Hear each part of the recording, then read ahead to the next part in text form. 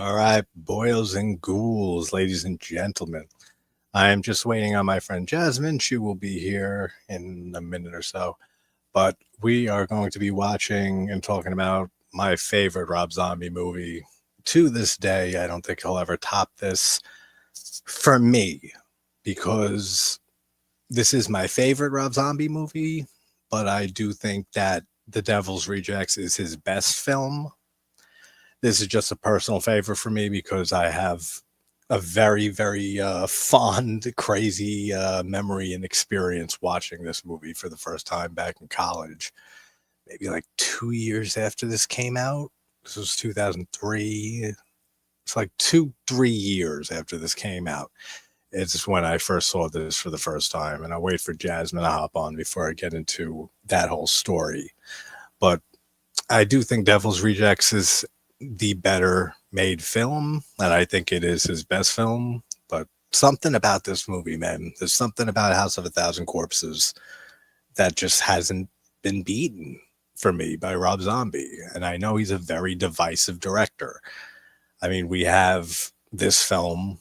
I mean, this movie wasn't even that loved when it first came out either, but it has pretty much a huge cult following at this point. I mean, most people I know really enjoy this movie to love this film. Devil's Rejects always got pretty good praise from most people. After that is when he started getting a lot more divisive, like with Lords of Salem, which I actually quite enjoyed that going back and rewatching it when I did a video on it a while back, 2 years maybe. That was a fun rewatch. It's an ambitious movie, but it's nothing like great that I yearn to watch it from now, like from time to time, every now and then. Then we got Halloween, which most of you know, Halloween is my third favorite movie of all time. I like Rob Zombie's remake, but I don't love it or anything. H2, which is super hated on. I love that movie. That movie gets so much hate, and I absolutely see why. But I've always loved H2. That's a huge unpopular opinion. And then he did what? He did not Three from Hell came after 31, which I don't care for that movie at all, really. I don't think there's much in that film that I care for.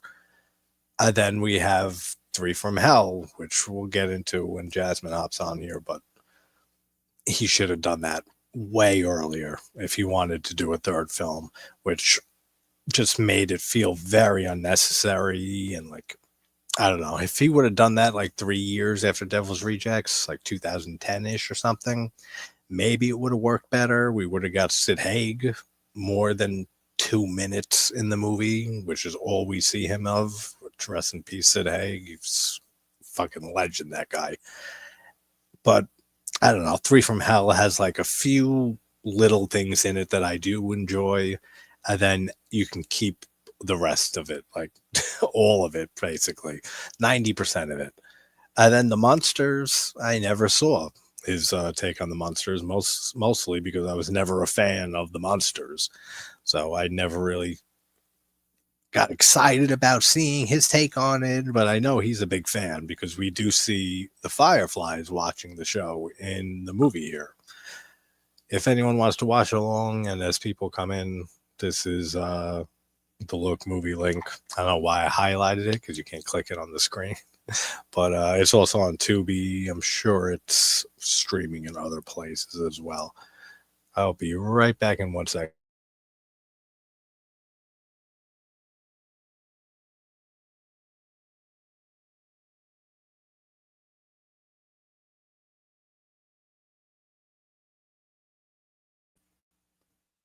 I am back after like 7 seconds, so close enough. But this was actually, I want to say, like the fourth or fifth video that I ever did on the channel review was this movie because this is an absolute favorite of mine from the 2000s. This is in my top 10 2000s horror movies for sure. And yeah, this was the fifth. Yeah, the fifth video that I did on the channel because I remember Ginger Snaps and Fade to Black were the first two reviews I ever did. Then I did Pieces for like a 45-minute talk on Pieces. That's how much I love Pieces. And then this movie came like right after that. So maybe it was the fourth. But interesting to see what new thoughts will come up because I've seen this movie so many times. And I got to make sure I have it ready on Tubi here.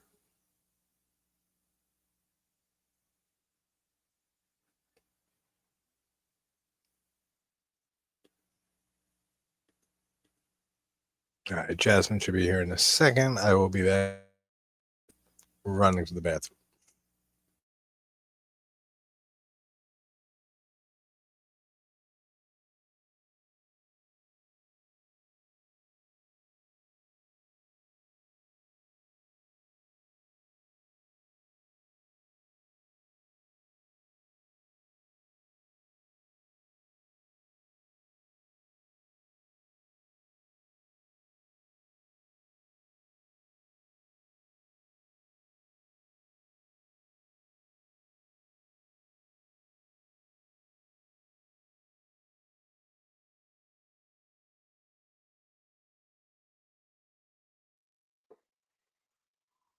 Here is Hi, Jasmine. I'm here.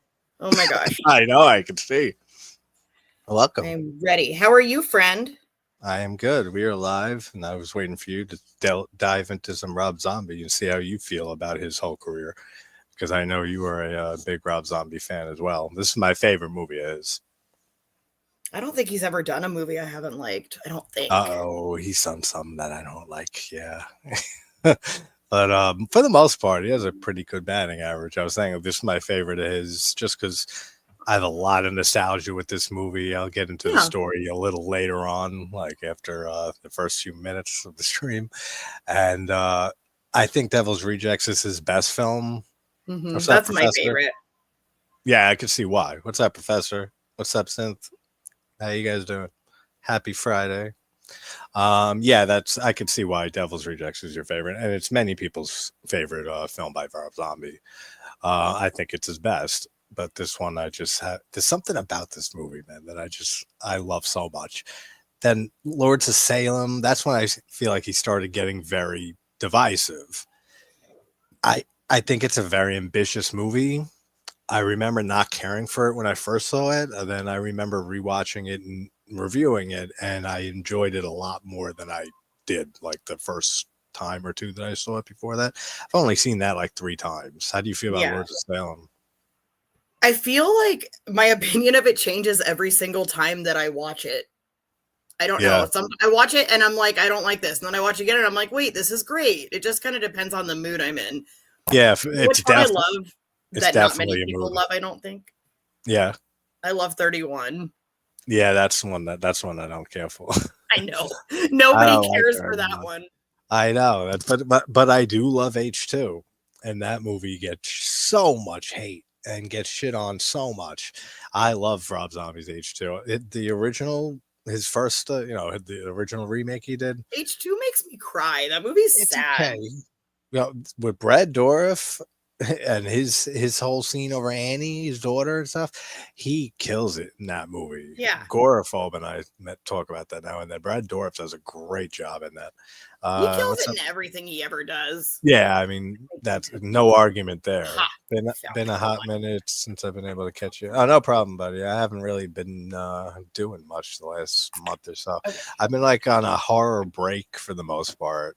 I've been like rewatching, like, believe it or not, talking about what's it been like 1,200 fucking horror movies in the last 2.5 years.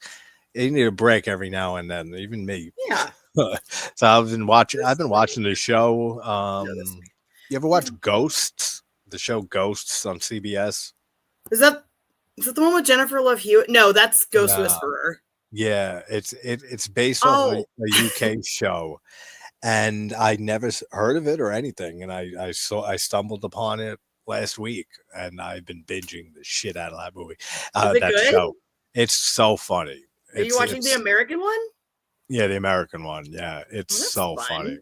It's about this woman who with her husband, moves into this mansion she inherits, and after she falls down the stairs and is in a coma for 2 weeks, she could see ghosts, and there's a bunch of them that live in the mansion from and they're all from different like time periods. Yeah, it's right? a different time periods. Yeah, and Mhm. it's like one's a guy who's gay, but he's in the closet and stuff at the beginning of the show, and then he starts coming out and embracing it.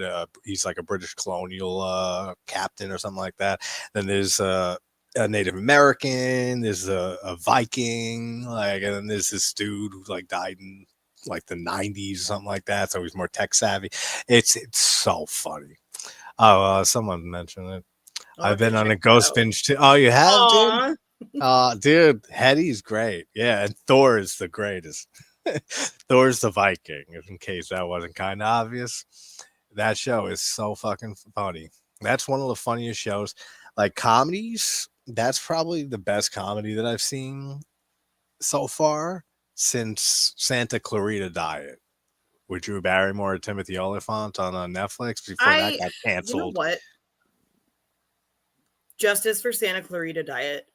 Yeah. That was such a great show. It was an excellent show.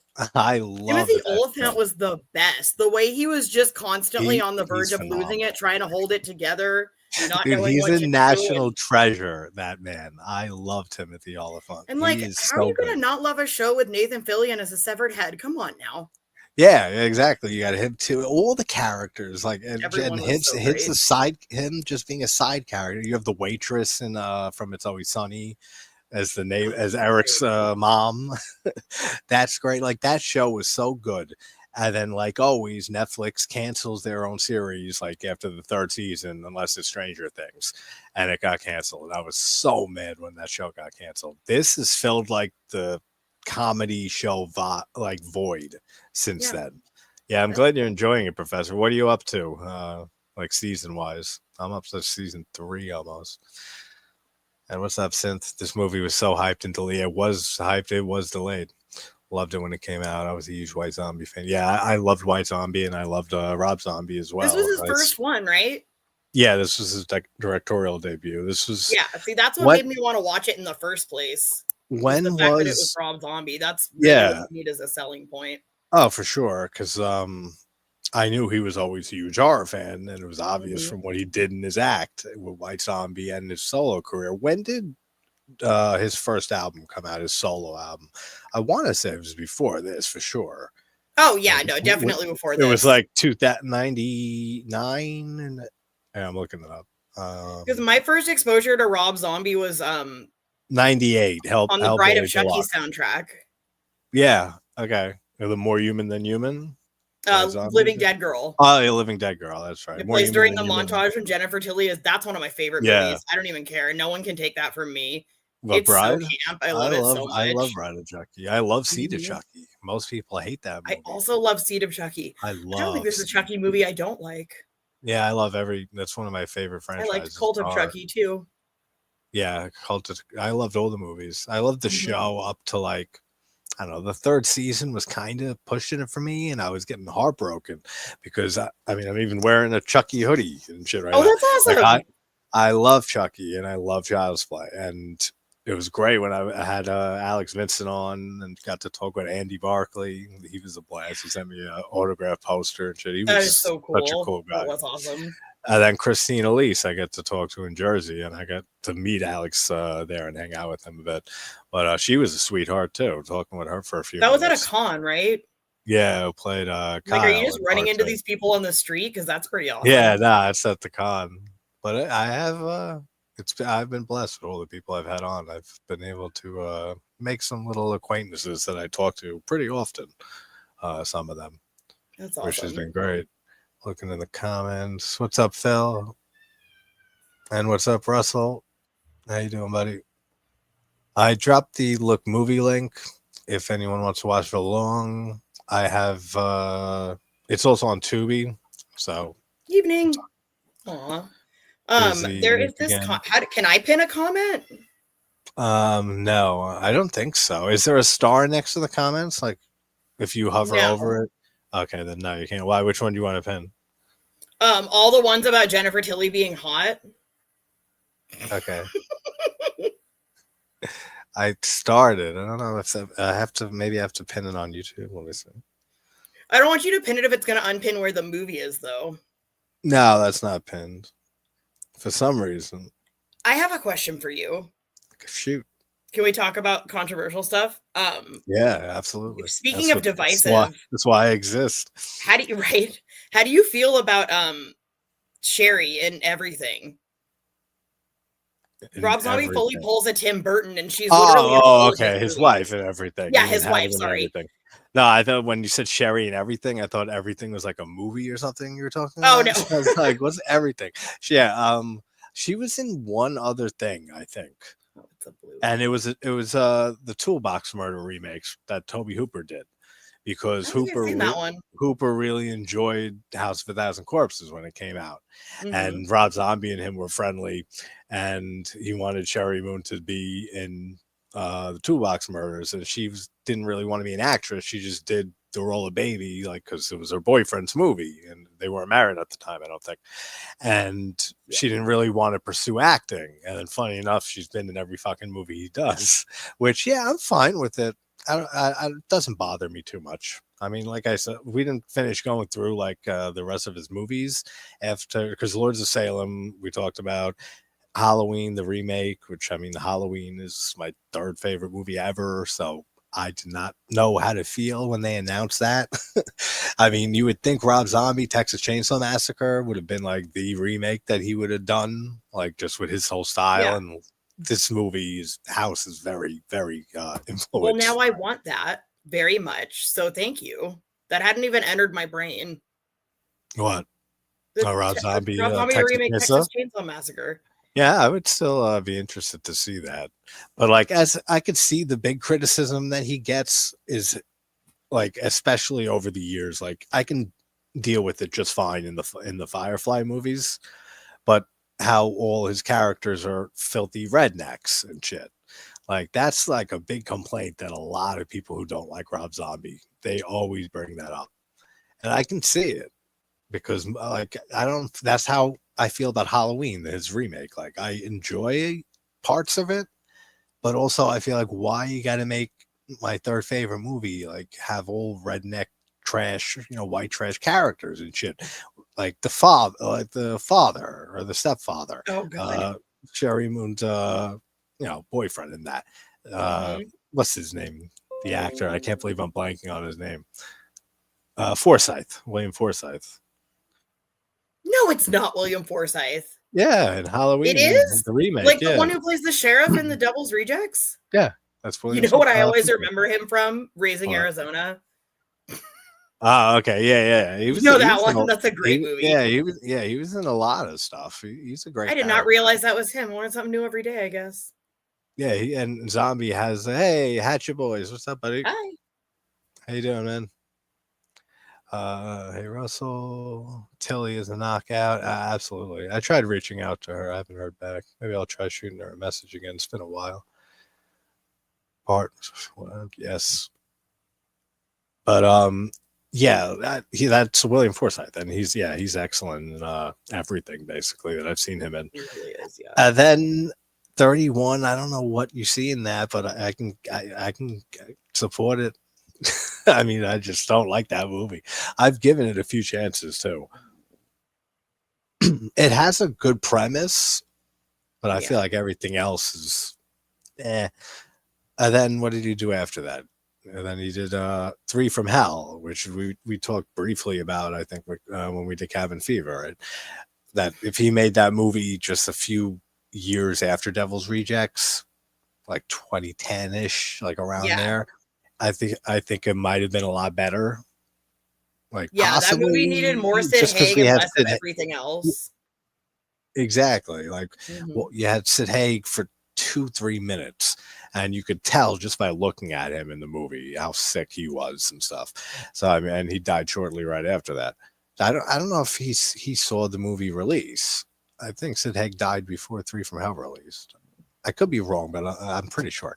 But regardless, yeah, he's in it for 2-3 minutes. If they would have done, which I feel like the whole movie is unneeded, because the way Devil's Rejects ends is perfect. Just with Freebird and the whole shootout, and all three of them died, guns blazing and stuff. That's the perfect end. Yeah. There didn't have to be anything after that. They all miraculously survived all those bullets riddling their bodies. I don't fucking think so. Odds? The whole explanation they give at the beginning of Three from Hell is ridiculous. But if we had more Sid Haig, and Baby for some reason is ridiculously wacky in that movie. I mean, I get she's been like in prison and shit and like lost her mind, but she goes way over the top in like much of that movie. Like it's not the same Baby. And I know they like talk about that too in the movie, but it's still like annoying. Exactly. And if you take it down to the bare bones of the plot, it really it's the same plot as the Devil's Rejects. It's essentially that's what bothered me is at least House of a Thousand Corpses has a completely different plot. Yeah, no, exactly. It's a completely different movie. I mean, it doesn't even feel like a real, like Devil's Rejects doesn't feel like a real sequel. Exactly. To this, even though it is a direct sequel. Nan, hey Nan, no, the sheriff. No, we're not talking the sheriff now. We're talking in Halloween, the remake, Michael's stepdad or the boyfriend of his mom, whoever the hell he is. He's William Forsythe's character. So gross. Yeah, that's what I mean. Like, there's a lot of like unnecessary, like rednecky-ness and just foul-mouthed hillbilly shit in Halloween for me. But I love H2, and most people hate that movie. I've never thought about that before. I guess I was just like, well, that's his director trademark. You're gonna do what you're gonna do, man. I've never thought about that, but you're totally correct. There's just rednecks all over the place. Did you see the animated one? Oh, that's El Super Beasto. That one was wild. I saw that forever ago, but yeah, it's a trip. That movie's crazy. Which speaking of trip, I guess I can tell my story of how I first saw this movie, and then we'll start watching it. The first time I saw this, I'll never forget. I was in college. It was 2006, and this just came out, like 3 years before or so. And there was a house right off campus that these three girls lived in. And me and my girlfriend at the time and a few friends used to go over and hang out off campus at their house all the time. And we'd get super stoned or whatever. So one night we ended up taking some acid. And we ended up going back to their house, and we're all tripping balls. And we throw on this movie. Oh, friend. Yes. And, and we had no idea what we were watching. Like, because of the style of this movie, which is one thing I love, how stylish this movie is. Even if it doesn't make sense and it looks like a music video, which it's a criticism I've heard before. But no, it's fantastic. The colors, the cinematography, everything. I love it. The negative print like scenes and stuff, and like the color inversions, and like how it seems like someone's changing a channel and shit. Like, it doesn't seem connected the first time you watch it, especially when you're tripping. So we watched it twice that night and had no idea still what we just watched or what happened. And then we watched it again about a week later, like normal. And then we just realized this movie's fucking amazing. And that was the first 3 times I watched this movie. And yeah, it's forever ingrained in my psyche and has been a favorite of mine ever since. Because I'll say that's a crazy first experience. Yeah, first 3 experiences. Well, 2 were on that night. A few was then the sober watch was like 4 days later. Which one was better? They were both interesting watches. All of them were. Do I think it's a great no if Captain Spaulding was in Nan's comment, you have to look at it's a continuation of the other one. Oh, okay, let me see. The fans wanted another movie for Devil's Rejects. That's why. Yeah, no, I know. He was saying for a few years he wanted to do another one. People think 3 from Hell's a bad movie, but I'm a real. Yeah, I know you love Rob Zombie. Then Jasmine here does too. I do too, for the most part. Do I think it's a great if Captain Spaulding was in it, would have been better, but he did die before the movie. Yeah, that's what I thought. Yeah. He did die, right? Okay, I thought he did. It's so sad. I would have loved to meet Sid Haig. It's sad. But all right, I am ready to start this movie. Are you ready? I am ready. Anyone in the chat watching along, let me know and in the next minute or so, and I'll do a countdown. Here's the Look movie link again. My favorite is. Oh, let me read. I can give a slight pass to Zombies Halloween 2. It's weird, but I can hang with it. The director's cut makes Laurie Strode a whiny bitch. Yeah, I can see that. I mean, Scout Taylor. What the hell's her name? I always forget. Scout Taylor Compton. Scout Taylor Compton. That's it. Compton. All right, like Dr. Dre. Yeah. From. I don't know how I feel about Laurie in the movie, and she does an all right job, but I can definitely see her being a whiny bitch. And speaking of director's cuts, like this movie is the movie besides Book of Shadows, Blair Witch 2, that I would kill for a director's cut for, because there was like an extra 20 minutes or so of footage for this movie, and it was shown once, like Zombies director's cut, that hasn't seen the light of day yet, and who knows if it will. I don't know why he doesn't just release it. I mean, the fans want it. I've seen a lot of people talk about it. If he can make a whole ass movie because the fans wanted it, you can release the director's cut, Mr. Zombie. Yeah, especially his last few movies that he was basically crowdfunding for the funds to make from like 31 going forward. Maybe not the Monsters. I forget how that whole production started, but 31 was basically that way. But it's like, I don't know. But Sid Haig was a nice guy. I ran into him a few times over the years. Nice. Yeah, I would love to. If he was alive, I would definitely have been reached out to him. I've reached out to Bill Moseley a few times over the last few years. Bill Moseley I'm obsessed with him. He's so great in everything he's in. Yep, he is absolutely phenomenal. I mean, I had Caroline Williams on, and I don't know if I want to ask her if she can ask Bill to just check his messages. I mean, I've done that, and I've had people do that for me very kindly, but I don't know how I feel about asking her. I don't know how she would like react to that, but he never checks his messages, which is the thing. It's so hard to get a hold of him, but he knows that I exist. I know that he liked the post for this actually, and so did Caroline. No. Bill Moseley, if you see this, check your messages. Yeah, Bill, check your messages if you stumble upon this. Yeah. We want to have you on and talk with you for sure. He's one of my like white whales of horror to talk with. Would be Bill Moseley, Barbara Crampton, who's also a work in progress, who wouldn't see this, but Barbara, if you see this, check your messages. Yeah, you also, Barbara. We love you. And yes, we definitely love Barbara. And Tom Savini, but I've heard mixed things on him. Like he could have a temper, or he could not be in the mood, or then I've heard glowing things about him. So I guess it's whenever you catch him, but that's how everybody is, right? That's artists, man. I'm telling you. Yeah, well, for sure. I mean, I'm not always in a great mood. Absolutely. You ready in a great mood? Yeah, and I can agree. You ready to start this? And you're watching along. Ready. I will give a timestamp if anyone wants it later. All right, 3, 2, 1, go. We have to just make sure the volume is not too loud, especially during that one amazing scene with Slim Whitman's "I Remember You" playing, because I know that's a copyright claim because I used it. Oh, I'm way ahead of you. I have a headphone this time. Oh, there you go. Perfect. I love that scene though. That's my favorite scene in this whole movie. It's a great scene. Is when Otis kills when they find the girls in the barn and that song kicks in. That 20-something second that he's holding the gun at the younger deputy before he shoots them. Mm-hmm. Oh, I have an answer to that question. What question? This one? The answer is yes. What's the better movie to see? Hi, Rob Zombie's House of 1,000 Corpses or Yui Ball's House of the Dead? Yeah, I would agree with her. Yes, would be the right answer.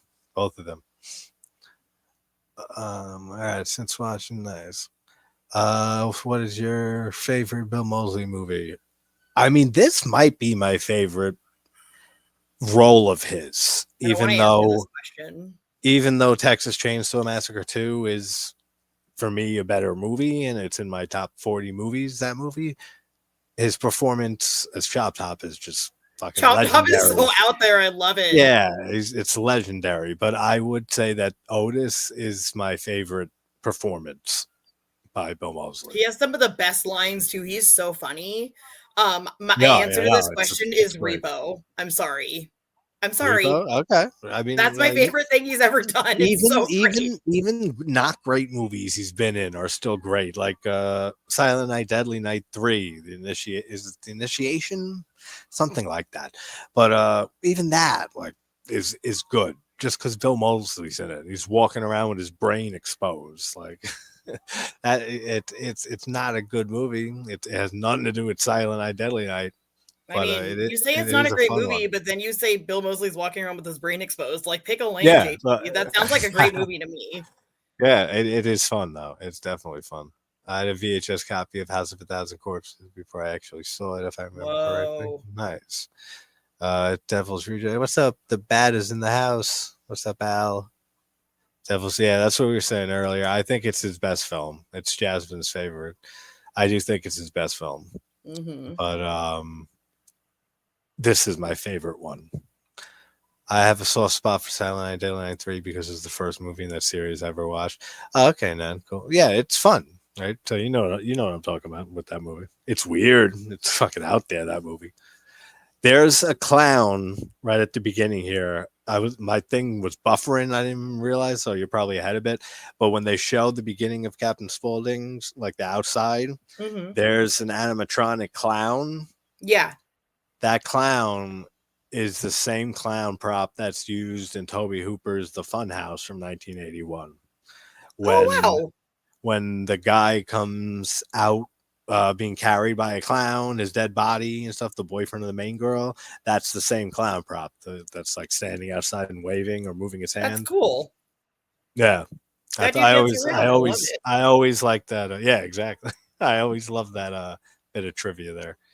And then especially how it links in with what I said about Tobe Hooper liking this movie and then having Sherry Moon be in his Toolbox Murders remake. So there's a lot of like Hooper that surrounds this movie. Mm-hmm. Especially the fact that it's so similar to Texas Chain Saw Massacre. Clowns, don't they make you laugh? Aren't we fucking funny?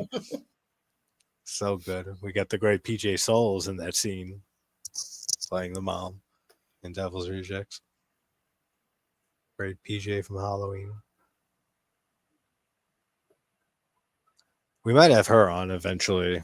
I sent her a message, PJ Souls, and after I had Sandy Johnson on, who played Judith Myers in Halloween, she said she's really close with PJ and said that she'll reach out to her. I said, oh, that's awesome. It'd be great to have PJ on. Yeah, we just started, and what time are you on, Jasmine? I have 4:30. I paused it though. 4:30. All right, you can unpause it right now. Okay. All right, now we're back synced up. I love how these guys bust in with guns and Sid Haig starts yelling at them. I know, just like great. He's so inconvenienced by it. And I love the lighting in here and all of Captain Spaulding's whole shop, everything with the murder ride. It's just slightly shaky to create that feeling of unease. Yeah. And all of his dialogue. All of it. Why don't you just take your mama some chicken? I won't have to stuff my boot all up in your ass. That actually there were a lot of quotes from this movie with that group of friends that had that house that we watched this on that first fateful night. That especially the whole most of all, fuck you. Like we used to quote that all the time, out of context a lot of times, because there's not a lot of context like that you can fit that in. Fuck your dad. Oh, fuck your sister. PJ's the nicest celeb I've ever met. Yeah, she seems like an absolute sweetheart. Dr. Satan. Yeah. Chris Hardwick, I don't like him. I mean, he's fine in this, and over time, I just love him as Jerry in this, but I don't really care for him like normally. And he's the guy who went on to do the Talking Dead show after The Walking Dead. That's Jerry in this. Yeah. He looks completely different because he has the stupid wig on, but he's such an obnoxious character. I like Texas Chainsaw, but my favorite Hooper is Poltergeist and Life Force because the plot, plot. Matilda May, not at all. No, not at all. It has nothing to do with Matilda May. I don't remember the last time I saw Life Force, actually. Poltergeist is a weird one for me because, I mean, hey, Paula, how you doing? Oh, no need to apologize. If Yeah, you I was need, late too. she was late too. So if you want to watch along, there's a link right here on Look Movie. It's also on Tubi. We'll give you a timestamp. But yeah, all that like all this stuff that's like not stock footage for like the intercut stuff here. He filmed like most of this in his basement, like a lot of shit. He filmed a lot of stuff just in his basement. He would have people over his house, like the crew members and cast members, to film like extra scenes. But there was a whole there's supposed to be a whole subplot with the skunk ape that we see like once or twice in this in the random scenes, but then they ended up having to cut all of it. I really want to know what the Yeah, hell that's that why we was need the about. director's cut. I know we need the skunk ape, and there was like a lot more. All the scenes were a lot more disturbing. Like when baby's masturbating with the skeleton, like she actually like orgasmed in the rough cut, and the MPAA was like, "Nah, you gotta you gotta get rid of that." Like there was a lot of stuff that they had to tone down, which is unfortunate. I'd kill for that director.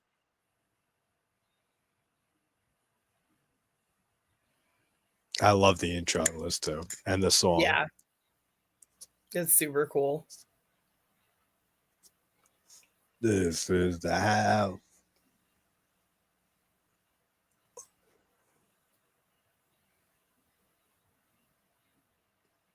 Yeah, right. I'd watch a Rob Zombie Skunk Ape movie also. Be better than 31, I'm sure. Excuse me. God dead. Also, that it explains how the guy knew that the robbers were there in the director's cut or whatever. There was a scene that they filmed and deleted that Captain Spaulding pushes a button to alert him that the robbers are there, and that's why he comes charging in with the axe. That would have been. I mean, that's what I always figured, but it would have be nice to have that in there.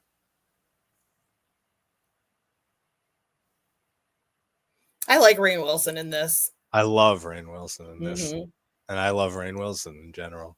Yeah, that's true. I was a huge fan of The Office when it was on the air. Rob Zombie Boggy Creek remake. Yeah, I watched the Legend of Boggy Creek from the 70s like maybe once. I did not care for it. Shape of Water had that lady rubbing one out, and that's an Oscar-winning film. Yeah, I know. It's all context and the fact that they hate horror movies for the most part, which is why it's great to see The Substance getting all the praise and recognition it absolutely deserves. That movie was fantastic. Yeah. Oh, yeah. That's like a movie that comes for me that comes around like only a few times a decade. And like the last one for me was The Empty Man from 2020. And before that was Hereditary, and like movies like that only come out every few years, a decade, and just change everything and just blow you away. It was an honor to being able to talk with the editor, one of the editors for that movie. French guy who's a sweetheart, that dude. Oh, that's awesome. What about? Yeah, we mentioned that earlier. El Super Bisto. I don't remember the full title. It's like The Adventures of El Super Bisto or some shit like Haunted that. World of El Super Bisto. That's it. You haven't watched it? Yeah, I watched it very, very long ago. I barely remember it, but I do remember it's one hell of a fucking watch. The Crocodile Boy. I love all the little stuff he has in his shop here.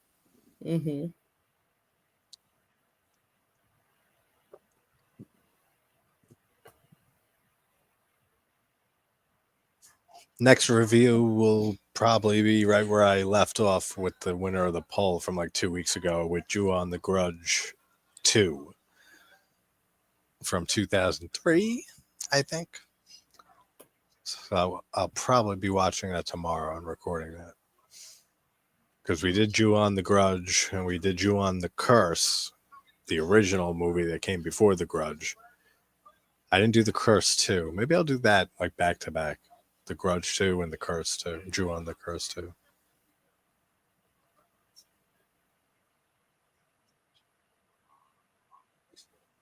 Space Boy.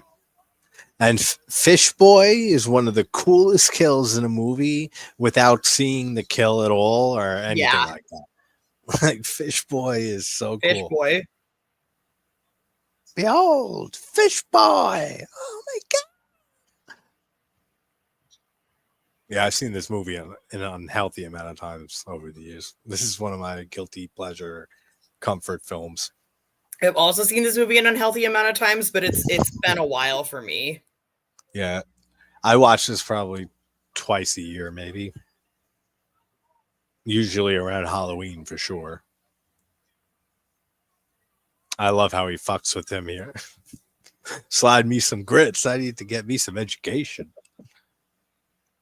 And he's like, I'm just messing with you.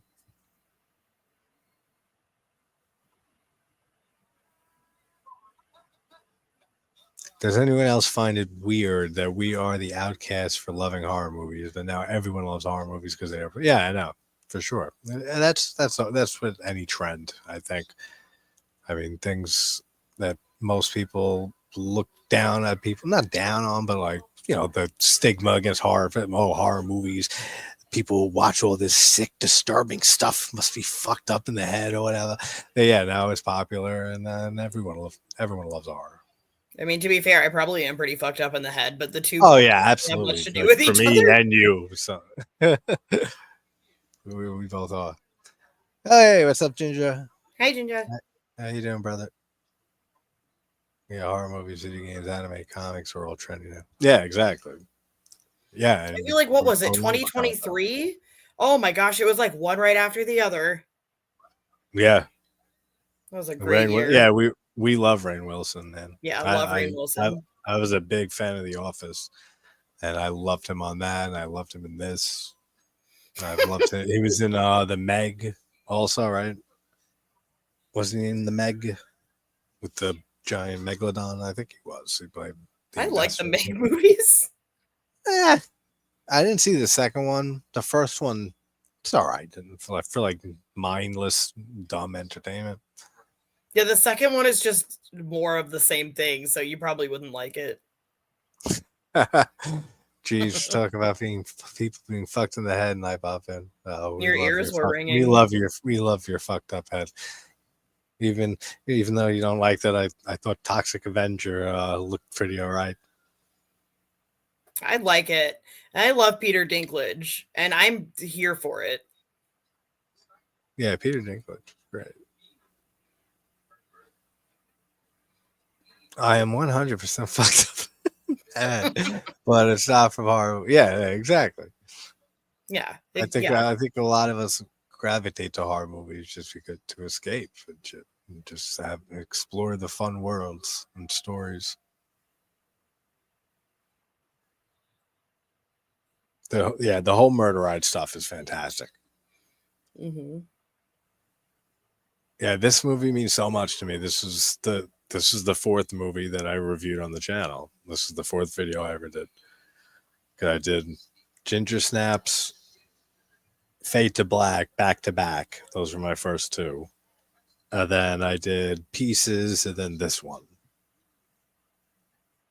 Because this was one of the first movies I thought to myself, I need to talk about this movie, like ASAP. I think I did Devil's Rejects like soon after that. So it's good to like go back and revisit them now, like 2 years plus later.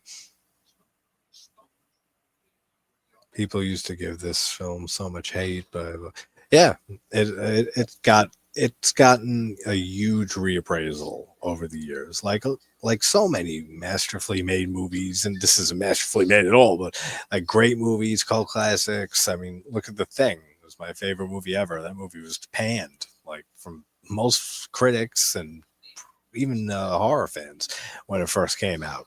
And Season of the Witch, Halloween 3. I mean, we see it all the time. Day of the Dead. Some of the better movies to some of the best movies do not get well received at first. But I've always loved this movie. It was love at first trip or love at first watch.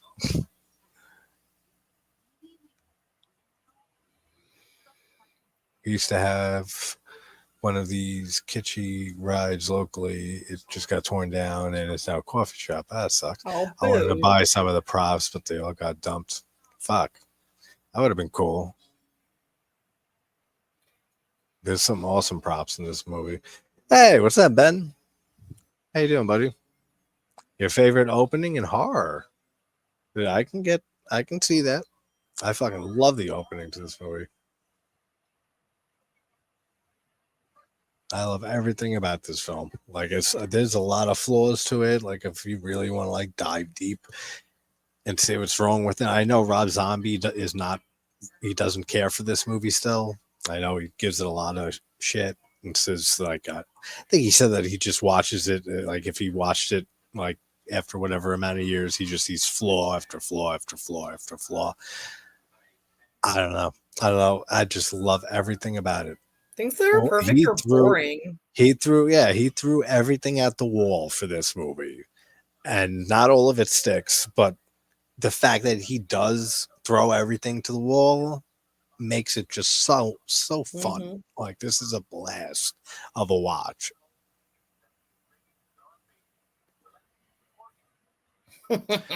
Do you know who's just doing that narration about the cheerleaders?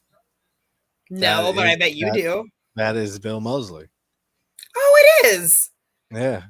Yeah, he's doing like a total different voice than his normal one, but he does the narration about the cheerleaders missing, which is funny as hell and ironic because Otis is the one that's kidnapping and torturing the cheerleaders. Yep. Here's your complimentary chicken. God, I want to punch him in the face. Who, Jerry? Chris Hardwick, I mean. I know. I can't stand him. Like I said, I've grown to love him in this, but I don't like him in anything else.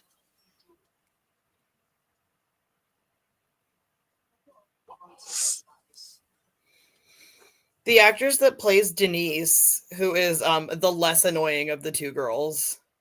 Yes. Mary is so annoying. Yeah, she sucks. She was in a show that I loved in high school I watched it before I saw this, and her character did not have the best ending. And I remember going into this going, "Aw, maybe she'll have a fun time." Really? That's funny. I knew people that said they hated House of a Thousand Corpses, but they either never saw it or were just going off a random review, or they were confusing with Bowles' House of the Dead. Yeah, I know less and less people nowadays, though, that hate this movie. I still know plenty of people who don't like this movie at all and think it's crazy pretentious and that it's over the top and it doesn't make sense and that it's like a music video, like a full-length feature music video. And my answer to most of that is yeah. And I fucking love it. Like every bit of all of it. This is also, I think, has one of the best Halloween feels, like the holiday. Mm-hmm. Along with like Halloween 4. I think Halloween 4 is the best Halloween feel, the holiday feel of the entire series. Yeah. And like Trick or Treat is another one that just nail that feeling of Halloween time. Yeah, definitely. This is up there. Yeah, I can't stand Mary's character too. She would have been good with Jerry, and Bill should have been with the other one. Oh wait, Mary is with Jerry. That's right. I was like, I don't know how the hell they ended up together. They're so fucking annoying, both of them. No, she's with Bill. Mary, right? Yeah, Mary's with Bill. Jerry's with the other one. So I don't know how they both ended up like that. You'd think it would be a good fit with the two annoying ones.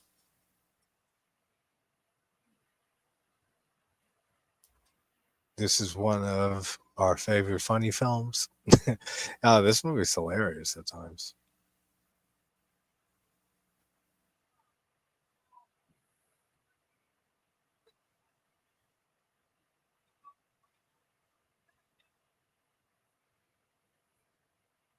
If you want to watch this on the big screen, just a heads up, it is on Tubi. Yeah, thanks, Nan. It is on Tubi and awesome. I never heard of awesome. Sounds awesome. Yeah, it's like my old dad joke for the stream. Love it. Now, something I brought up in my review forever ago on this, and I bring up whenever I talk about this movie.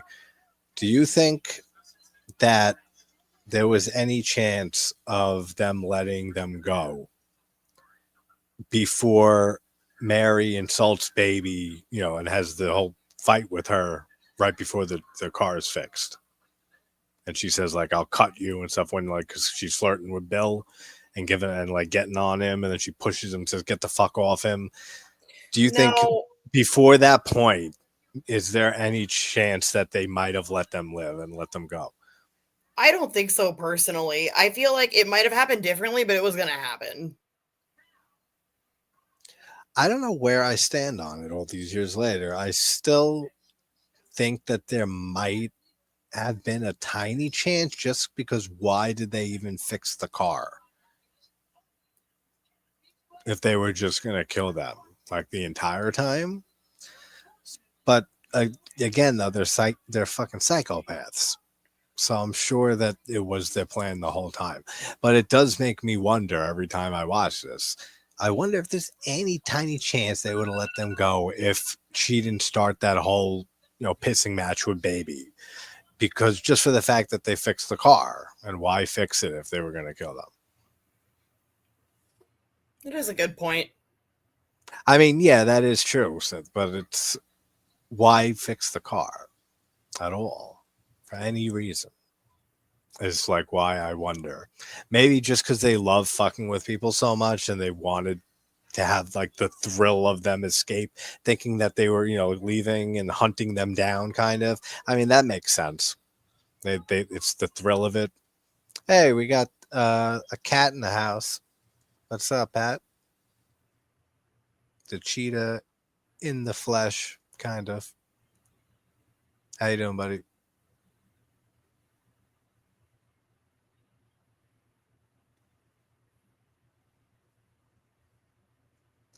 Yeah, I mean, that makes sense.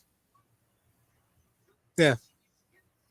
It always made me wonder, like, if there was a tiny chance. And because of, like, how flirty she is with Bill, because it is, like, all an act for the most part for her, but she does seem kind of let down when he says, like, the rest of them are here, and she goes, like, whoop de fucking do, like that. She seems like she was kind of flirty and into Bill and stuff at first. So I don't know. I've always wondered if there was that tiny little sliver that if Mary didn't start that shit with Baby, maybe they could have gotten out of there alive. Because Spaulding, he's a whole nother topic. He's a weird character in the fact that he's involved with all this and he's Baby's father. He seems to like killing people, but then he seems the most reserved out of all of them. Like, he only seems like he likes and wants to kill when they have to. You know what I mean? Or like to survive. Yeah. Like, he's not all gung-ho about it like Otis, who just loves killing. He's just a straight up fucking psychotic murderer. Mm-hmm. This guy lives and graduated from the school of murder, like, has a PhD. He loves it. Baby, I think, just loves the thrill of it all and is just like very unhinged as well. But then Captain Spaulding is very different. He seems to enjoy it, but he doesn't seem to like go out of his way to like murder people and have fun. Like he could have killed PGA Souls' character in the clown scene in Devil's Rejects, but he doesn't. He just headbutts her and knocks her out and steals the car. And like a lot if that of was times too, when Otis, they he end would up have having killed to him. kill someone or he has to kill someone, he seems mildly inconvenienced, annoyed. Yeah, I don't know what the right word would be for it, but I really can't this think again. either. Yeah, I can't think of. Yeah, exactly. Like he's not fully into. Like he's not a full-on just psychotic, cold-blooded. I need to kill. I love killing. Like that's my thing. Like Otis is, which I think makes his character even more interesting. Exactly.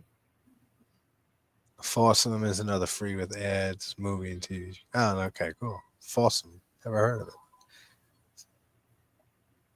Ready for the next Clash of Titans? I am too, my friend. Kyle and I are tackling Superman. I know. I can't wait for you guys to do that because you are covering your favorite movie. He is covering your favorite movie, which is going to be interesting to hear you championing the film opposite of your favorite film of all time.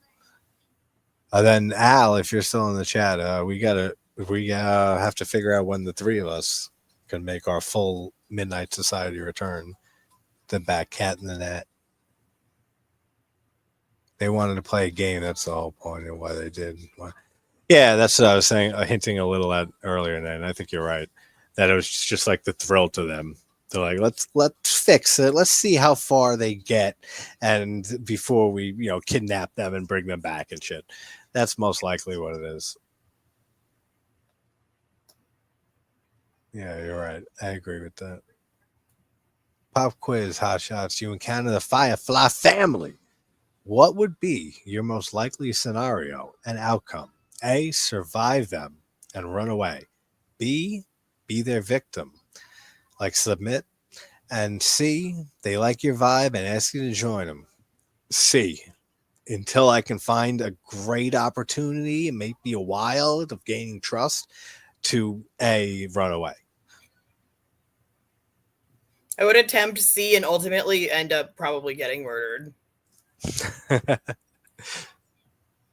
I mean, the effort's there, though. I don't think I'd be able to chill enough. I'd be able to calm down. And we have the great Karen Black here, who is a screen queen legend from Burnt Offerings in 79. I think it was 79, right? It wasn't 80. Trilogy of Terror, and there's so many things she's been in, which sadly she didn't come back for the Devil's Rejects. We got Leslie Easterbrook instead, because I'm pretty sure it was a pay dispute thing that she wanted more, that she wanted more money, right?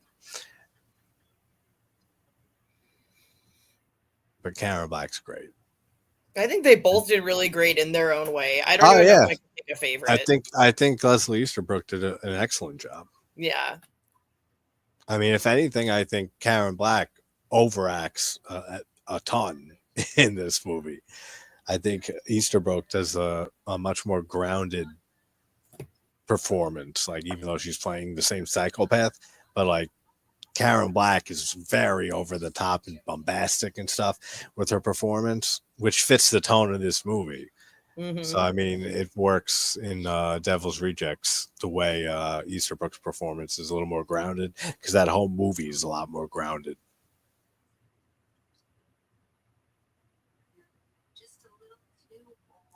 Shit, I gotta catch up.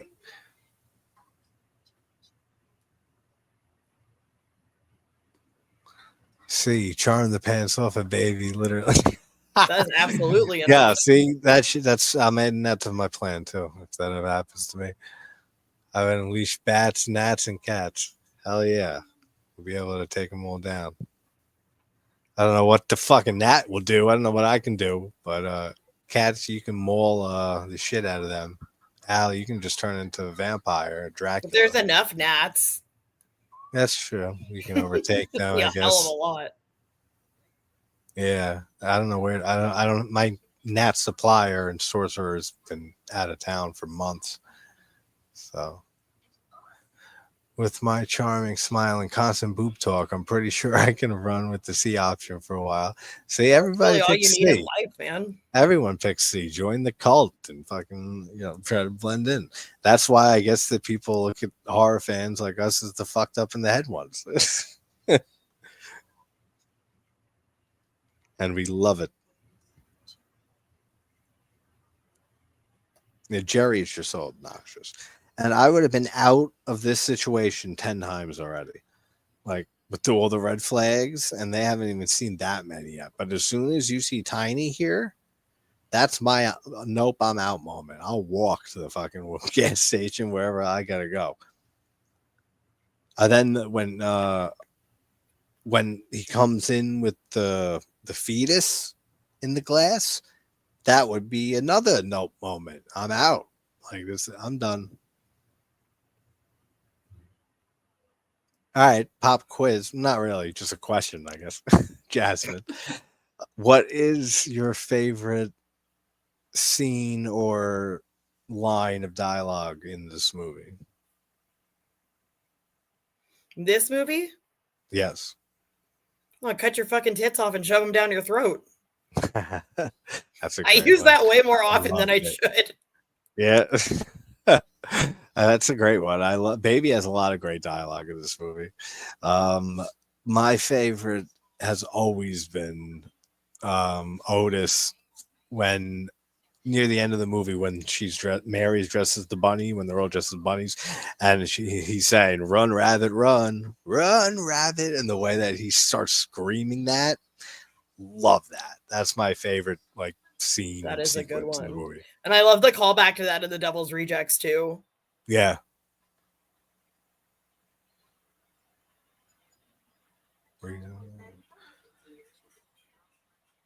The reason I say that they wouldn't have a flat tire if it wasn't for the Firefly family, because brother that isn't in most of the film shoots the tire from. Yeah, no, I know he causes it, but I don't know, just the way that Baby acts in that one scene with Bill, and just the fact that I don't know that they make that such a big deal of Mary freaking out at Baby and causing like a ruckus with her in an argument where she has to show her true face and says like I'll cut your fucking tits off and shove them down your throat. Jazz's favorite line.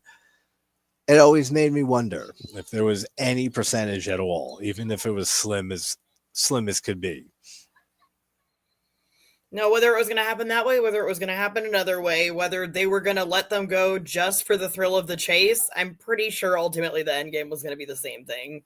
Yeah, and that's likely exactly what it is. It's like Nan said and we said earlier, with it just being the thrill of it. Right. And like the thrill of the hunt. Yes, exactly. Thrill of the hunt. Yeah, Otis, you seen Wolf Creek? I'm gonna show you some shit. Wolf Creek is great, that movie. Yeah, Russ. Yeah, 2 is good too. I haven't seen them in a while, but maybe I should do videos on them soon. Way more memorable quotes.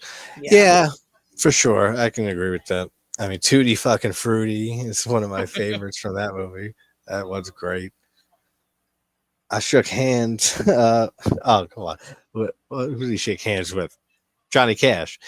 I shook hands with Johnny Cash once. Did I tell you that? And you know what's great in that movie too that's so underrated is the whole part with where the it's supposed to be a brain in here. It's not there. Yeah, that's all right. My brain comes and goes too. He's like is it the Charlie Chaplin expert? No. The Marx Brothers. Marx Brothers, thank you. The Marx Brothers expert, and he talks shit about Elvis. Yeah. What you say about the king? Fuck Groucho. Get this Hollywood loving pussy out of my face. So good. This scene reminds you of Twilight Zone Masked episode. I don't know if I've seen that episode. I'm sure I have because I binge watched the show years ago, but I don't remember it. But I'll take your word for it. It probably is similar. I know that Rob Zombie kind of described Otis's character as a mix of Charles Manson and Oh, what Johnny Winter? Yeah, maybe Johnny Winter. A mixture of the two of them. And I could totally see that. One thing I don't understand is why he's like an albino in this and he looks completely different in Devil's Rejects. He And just got things done. it takes place the next day. It takes place the next morning. And he looks completely different. I like his albino look in this actually better than how he looks in Devil's Rejects. That's one thing I like more about him in this.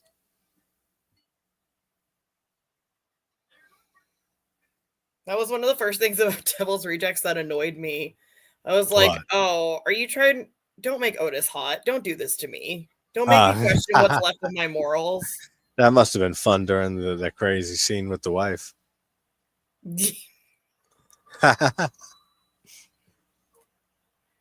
Oh, what's his name? Oh, what's his name?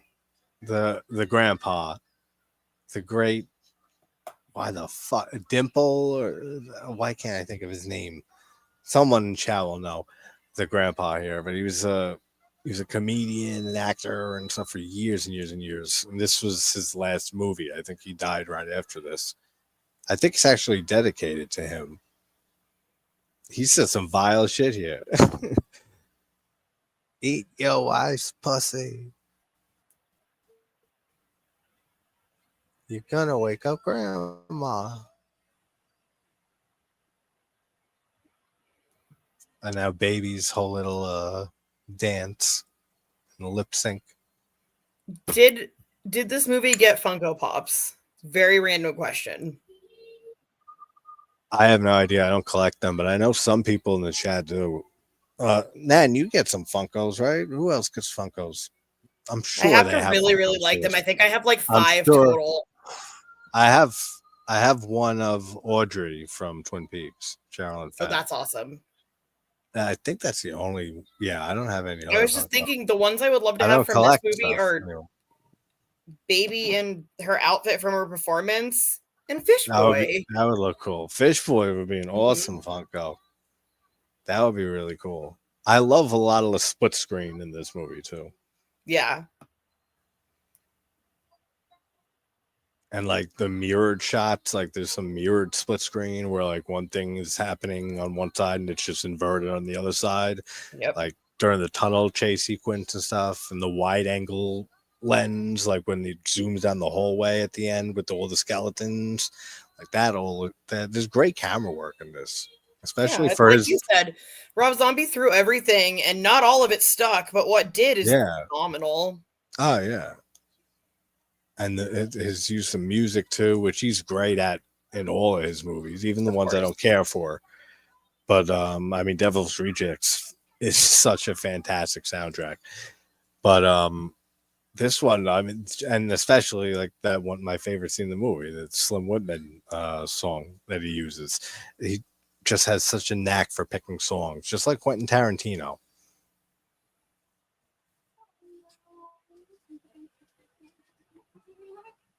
The fuck the monsters. I was never a fan of the monsters. I still haven't. That's why I never saw Rob Zombie's version. I love the Munsters. It was one of my first favorite shows as a little kid. I watched it the whole way growing up, and I don't want to talk about the Rob Zombie Munsters.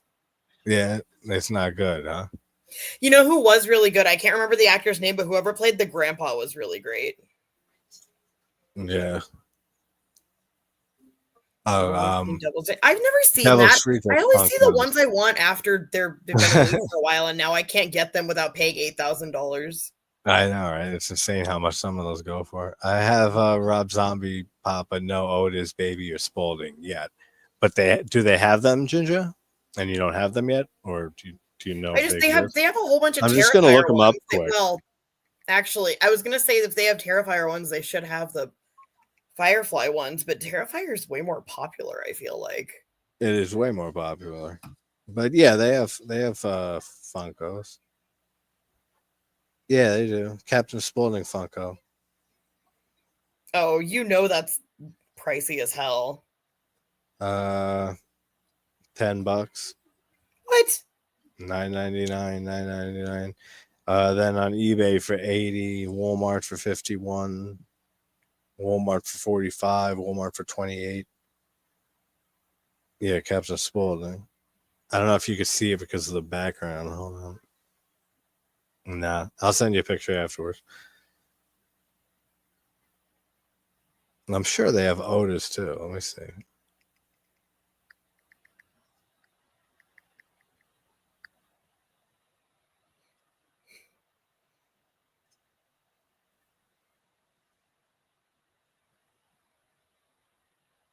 I loved it. I love the music here. The ha ha, it's like the tribal fucking drums when they're getting kidnapped here.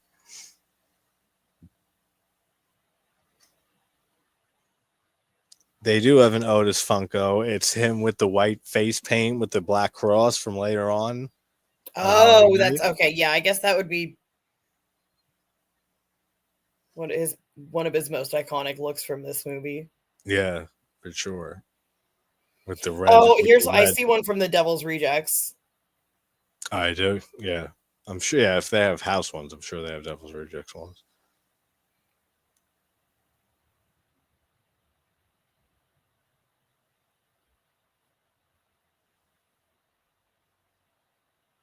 Scooping ice cream to your shitheel friends on summer break.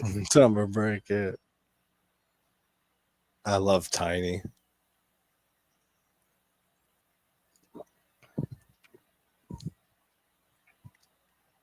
Imagine going through this though. Like, oh no, thank you. No, right? Like, fucking crazy. What time are you on, Jasmine? Just to check, because I'm watching on Tubi, so I get ads. 42:38, 40. 40. Say it again. 42:45. 42. Okay, perfect. Messy up your day. Oh, Fish Boy, we're about to see. Where is Bill indeed? Bill's a good guy, a real go-getter. I love when he says specimen. I couldn't have asked for better. Specimen.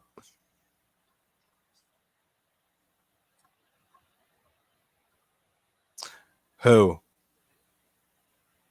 Daniel Roebuck? I don't know. I didn't see the monsters. I think so. I think so. The remake?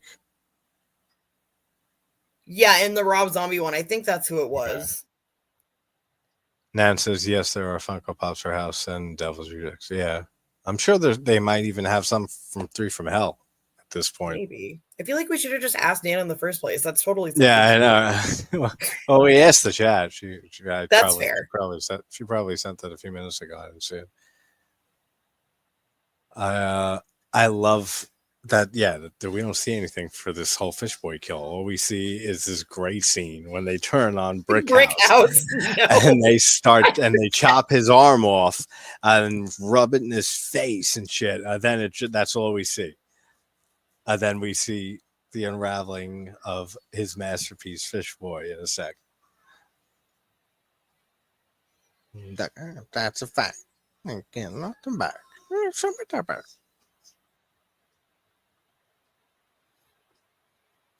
I love how he waves his hand in front of him. Oh, okay. What? This comment from Parts, the real life serial killer Otis with Henry killed Adam Walsh. I remember that was why they started America's was it America's Most Wanted? Yeah. The guy who that's right. His son was killed or something. That's so sad. Yeah, I know. Yay, Fish Boy! Fish Boy. Now, I always think about this with this movie, and not just because that's how the state I was in when I watched it the first time, but later on when they're in the bunny suits and the rabbit suits and they're running and Mary's getting chased, you hear her saying, Mary, Mary, and it's all echoed and distorted around her. And it sounds like she's like all over the place. It sounds like she's tripping. So I wonder if they drugged them too. Like dosed them with like heavy doses of LSD or something like that. This takes place in like 77. I do like that theory, but at the same Imagine time, how I feel like, oh my terrifying. god, is that Walton Goggins? I totally forgot he was in this. Sorry, I interrupted Oh myself. yeah, he is. Oh god, he's Yeah, so great in everything. yeah. Walter Goggins. I feel like honestly, when you're going through that much trauma, losing that much blood, all that's probably making you trip out anyways. I don't know if they needed to be drugged. Yeah, I'm talking like if they drugged them like right when she woke up there. I'm talking like right before. So they got like an hour before they start dying for the most part. So imagine going through all of that shit, tripping on acid or some type of drug like that, and just seeing all the stuff and seeing your boyfriend and stuff as a fish boy, like in front Yeah, of that you. would. Oh goodness. Like what? Like you wouldn't know if it's real, and you would hope that you're fucking hallucinating. I love Captain Spaulding so much. Oh, and this is the dude. This is the dude that sets the whole second movie in motion, basically. Yep. Well, Officer Waddell.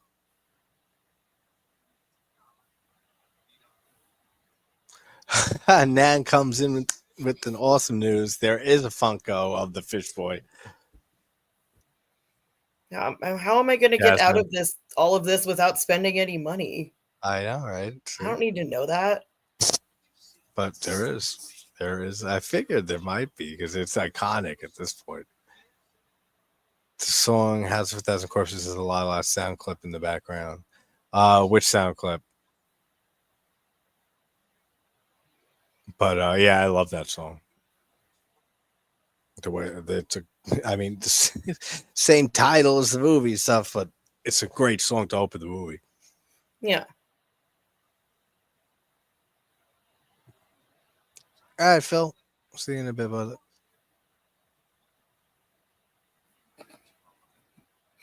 John Walsh got many workers on wankers on of the street. Yeah.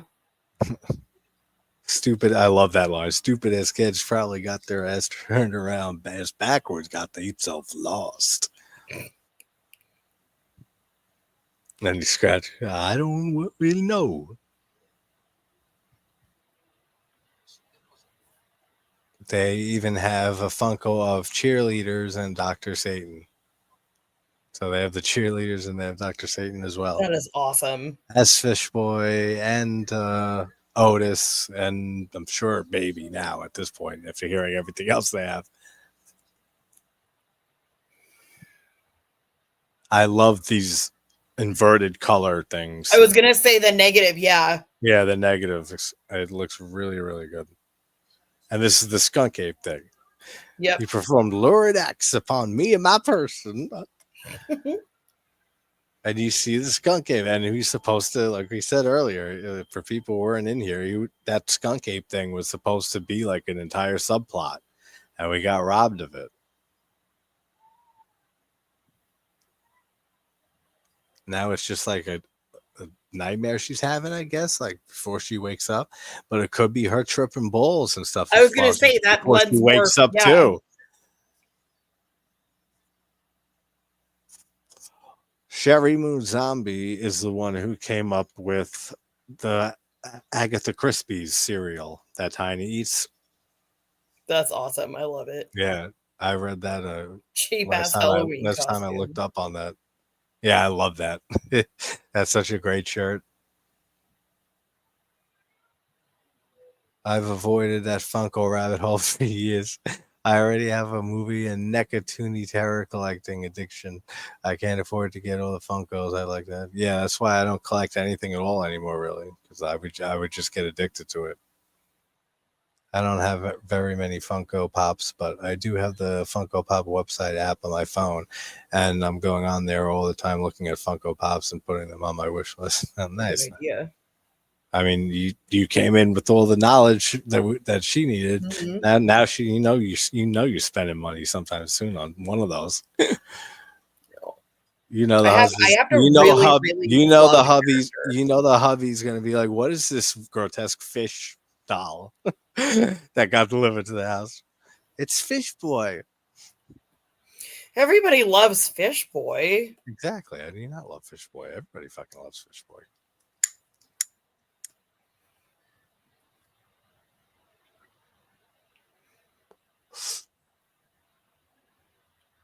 Yeah, I collect dolls, all of the dolls, so many dolls. So yeah, I definitely can't afford to be collecting anything else. Yeah, I have a whole shelf of like old collectibles and stuff. I have a bunch of South Park stuff. I have some Family Guy stuff. Uh, Simpsons. I used to have the whole World of Springfield Simpsons That's that had the awesome. play sets that they would go on and say like lines when you push the buttons. That was like 25 years ago when I was a kid growing up. But I collected that whole thing and then I sold them like years ago. But I still have like Reservoir Dogs. I have all the characters from that. Uh, a lot of the movie Maniac horror figures from back in the day, like Freddy, Jason, Michael, Pumpkinhead, some Aqua Teen Hunger Force stuff that was handmade on Etsy, and some other stuff. But like that's basically, and the Puppet Master, Awesome. all the Puppet Master figurines. Well, most of them. Hey, If you Poopy Pants. if you want, that's a great line too. If you want Skunk Ape, look up the Wild Man Skunk Ape full movie on YouTube. Apparently, nice. I will look into it. I hear it's it's funny.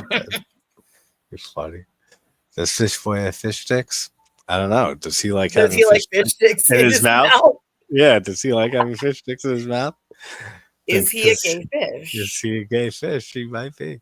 I love that episode. Oh my gosh, Hey, he's I so ain't no silly. gay fish, man. Hey, I got no dick, man. Come on, man. I got a piss through a plastic straw. I got no dick, man. Oh, I love it. That's right. Her favorite actress, Betty Davis. Not a bad pick of his for Marilyn Monroe. I mean, that's something I would have maybe guessed. Yeah. You could think maybe Marilyn Monroe, but he got it wrong, unfortunately. So he gets his head scalped. It's very unfortunate for him, yeah. Wait, I didn't read that. It's cool. We all have every collectible we could ever want. They're just in storage. We need to pay a fee to retrieve them. The storage service is called eBay. That is a great way to look at it. I love That that. is, dude. That's awesome. Some just have a lot higher fees. I have Jack and Sally from Nightmare Before Christmas, Chucky, Sam from Trick or Treat, Catwoman, Freddy Krueger, and Jason Voorhees. Of what Funkos, man? Cool. Those are cool. That's a good collection. Yeah. I always wanted a good guy doll. And like not Chucky, like from Bride of Chucky or Seed of Chucky with the scars, like actual Like a good cute guy one. doll. Yeah, the Yeah, actual original good I guy. get it. I would love life size good guy doll. I would want the Jennifer Tilly one. Everyone, my birthday is September, so I'll bring it up again later. But I would love. I've always wanted one of those good guy dolls. I love when he's throwing the knife here at Jerry. He's just fucking throwing knives and target practicing while they're watching TV. Also, Grandpa Hugo is eating in every single scene in this movie that he's in. That's fantastic. See, that would be me. I wouldn't be A, B, or C for that question. I would be D, eating in every single scene until I ultimately get murdered. Right? Back to B. Pop quiz on the shots. What would suck more, getting turned into Fish Boy, getting turned into a walrus like in Tusk, or a teleporter monster like at the end of The Fly 2? I haven't I mean, seen The Fly 2 in forever, but I vaguely remember what it is, but I wouldn't want to be it. I can fucking say that 100% guaranteed. that's a great Walrus, question because all those War, options fucking suck. of course, walrus. I mean, unless you love walruses and you want to be one and identify as a walrus, like people do that all the time. There's other things, but you can be a walrus if you want. But then you got to live like a walrus, and then you're gonna die, and it's gonna be very miserable, starving to death or whatever happens to them, disease. Now, if you're Fish Boy, you're dead off the bat, but you get to live on, immortal, like I an was gonna art. say, isn't Fish Boy the one of You're those a three work of options who's art, actually dead? and you're a work of art. Yeah, So, you live on. So I would definitely go definitely Fish be Boy. go Fish Boy for sure. Yes, Professor Fish Boy is the answer. Yeah. Yes, Fish Boy has fish scale. Hi, Ginger. Hi, Paul. The Funkos. Yeah, that's a cool collection. That is cool. Donald Willis.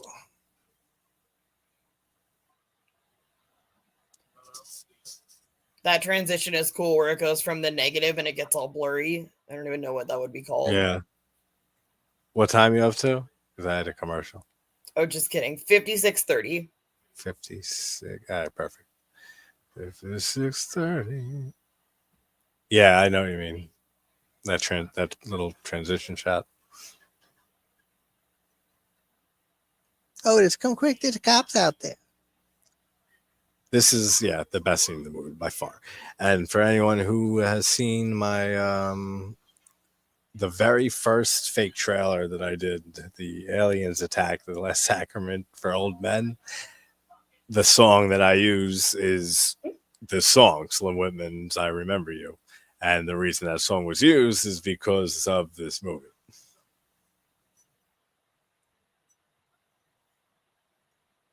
So I always I always use some type of stock music, the first half of those trailers. Then the format is just when the ridiculous shit starts happening, add some oldie. And that was the first one, was Slim Whitman. And then 2 more Slim Whitman songs I used because I actually do like Slim Whitman's music.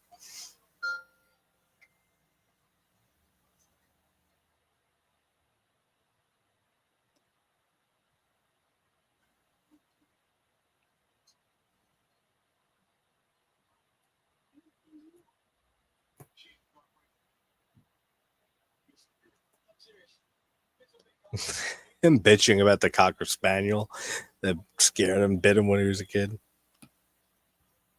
This pussy deputy. The whole way that this scene is shot, edited, everything. The sound design is excellent. Once they bust that door open to the barn and you see Mary screaming and then all the girls are naked inside and stuff and dead and all of that. And Otis looks sick when he comes out with the cowboy hat a bit. Yep. That would be a cool Funko. I'm sure they might have one, him with the cowboy hat.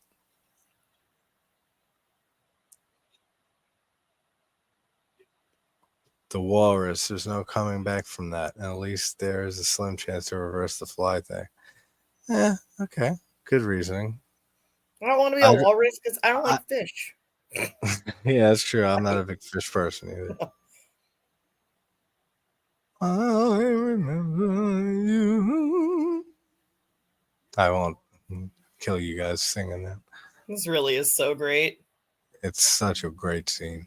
This is the scene that when I saw this movie for the first time, like in the sober state, like a few days after the first 2 times in that one night, that I really said, Rob Zombie has a fucking potential at being a great director.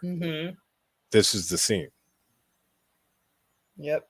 The slow motion, her shooting him in the neck, the way that the song is just synced perfectly to everything that happens in the scene.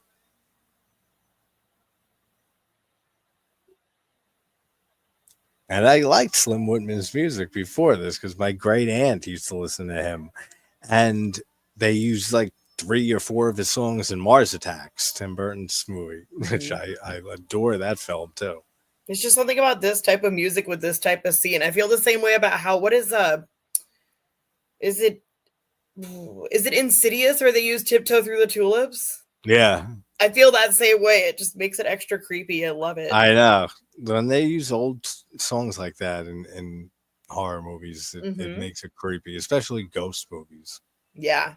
Which I've used Tiptoe Through the Tulips in one of those fake trailers too. Those oldies are so fucking useful for that. They can make something sound creepy. They can make something sound hysterical. Yeah, it absolutely is. Tiny That's Tim. fair. Yeah, I agree with that. Tiny Tim was so fucking weird. So ukulele he plays that on, I'm pretty sure. I remember I heard that song for the first time in SpongeBob, and I was still so terrified as a child. Oh, really? Why? Why? Scarlett is so obsessed with SpongeBob for like years and years now. That's all she watches. I love that. That's all I don't. It's been a long time now. It's been like she's 11. She's been watching it since like she's 6, 7. I know every episode. I've seen that shit so many times. That was me when I was a kid. I can't get my kid to watch SpongeBob that much. Really? Yeah, that's all Scarlett watches. Not all, but 95%. Now she's obsessed with playing Roblox. Which I know nothing. Yeah, I know nothing about it. I know some type of like game like Minecraft-esque, but honestly, given a chance, I'd watch SpongeBob too. Yeah, I used to get some laughs out of it like years and years ago. Thank you, Rob Zombie. Yeah, I know it's just a perfect scene. I think this is my personal favorite scene. Oh, right after. Mm-hmm. Pussy lickers. Red hot pussy lickers. Yeah, that's great too. And the fact that he had the song Pussy Lickers too. Yeah, that's one of the most quotable lines from this movie. I like to do fucked up stuff. Goober. Great story, Goober. Why don't you go buy yourself a new name, Goober? Oh, he's so funny. Goober. And his explanation for it's hysterical too.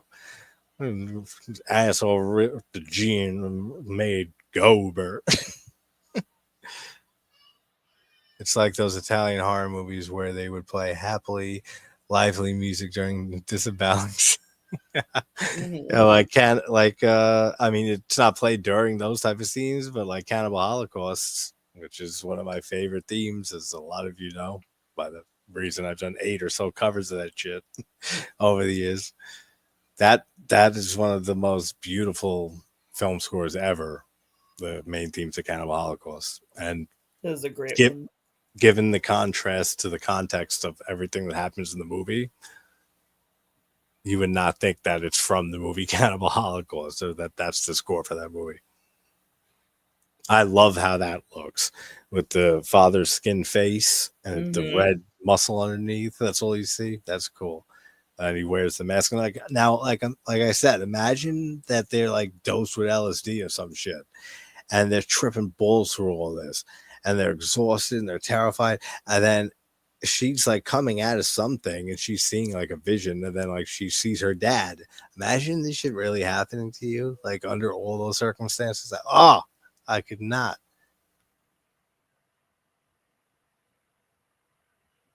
Who's your daddy? The one time I did acid, I watched what did we watch? It was so stupid. I think we watched Cinderella. We watched a Disney princess movie, and I was fucking terrified. Why would you do that? Because that's what I wanted to watch. That's what sounded great at the time. No, I mean, I know how that feeling goes. Like once you think, let me watch something, or this is a good idea, then it's like your mind is on that one mission. We're watching. I thought it would feel extra magical. Okay, that's a good rebuttal. No, it was terrifying. Reason. I know. You said, why was it so terrifying though for you? The mice. Oh, the mice were terrifying. So I can't imagine seeing something like this. That would be just, oh my goodness. Oh yeah, twice we watched it. No, thank you. Back to back, because we couldn't follow the movie at all because of how it is, like with all the random cuts and stuff. It reminded me of like Robot Chicken, but like horror Rob Zombie edition. How like the show Robot Chicken, he has the remote, change the channel after each sketch. That's what it reminded me of, and we couldn't follow it at all because of like the random cut scenes and stuff that are interspliced throughout most of it, and we just like had no idea what the hell we just watched. So we watched it again, and we got a little bit of a better grasp on it. But it wasn't until we rewatched it the third time, normally like later that week, that we fully grasped it. And then that's when I said this movie's fantastic. Yeah. If you did join the Firefly family, what would be your gimmick? I don't know. I'd be the chill guitar playing dude who doesn't really want to engage in any of the craziness here, but I know how to have a crazy time and good time when I need to. I'd be like the old grandpa, cranky as shit and always eating or flipping people off. There that you sounds go. like a great life. You could be the Firefly grandma. Yeah. Debowler. You'd be the debowler. This is a great scene. I think someone, if you know in chat, let me know of where the sound is from, the recording that they put in the grave, like in the coffin they lower down. I'm pretty sure it's a recording of Aleister Crowley saying something. I don't know, something about a grave. Bury me in a something grave. But I'm pretty sure it's a recording of Aleister Crowley.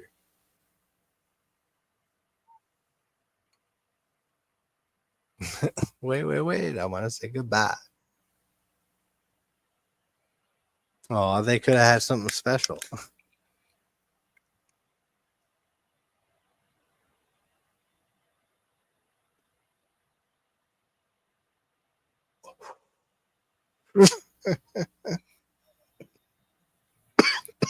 Excuse me. That's funny. Fucking clown. A fucking clown.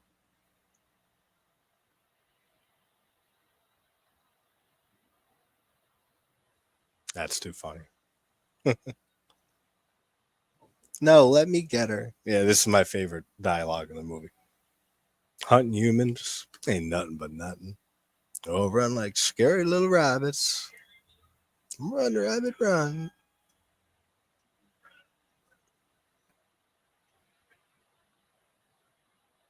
Rabbit, run, rabbit. I love when he screams like that. It gets so intense. That's his best scene right there for me. It's not even a scene. It's such a small little chunk. But see, like right here, like she's looking around. She looks like she's tripping balls, and she can't. She hears like the nursery rhyme baby saying, and she's saying Mary, or she's echoing and stuff like that. That made me That's something that's always ever really think. occurred to me before, but it makes a lot of sense now that I'm watching it with that mindset. Yeah, like it's always made me think that they probably fucking drugged these people too after they kidnapped them. And then I started going down that rabbit hole of like how the hell would going through all of this, like tripping balls on some crazy drug that they gave you, because it takes a while before they die.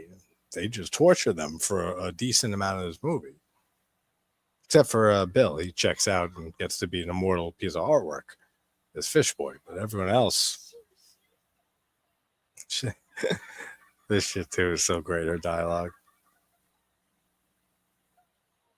Come on, maiden, said the rabbit. Where she licks the blood off the knife. That's great. I love the shots of the moon. No hanky panky. Like I'm sure that's probably the furthest thing from them.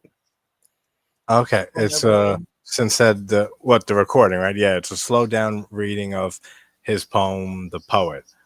Okay, so it's a recording of a line from Aleister Crowley's poem, The Poet. All right, so it is Aleister Crowley. I knew it was Crowley. I forget what it says though. I think it bury me in something grave. But it's creepy as shit. Like imagine again, like if you're tripping balls on acid that they drugged you with, and you're getting lowered down in a casket, and you're hearing "bury me in the rain," and shit like that over and over again. No, I'd thank be freaking out.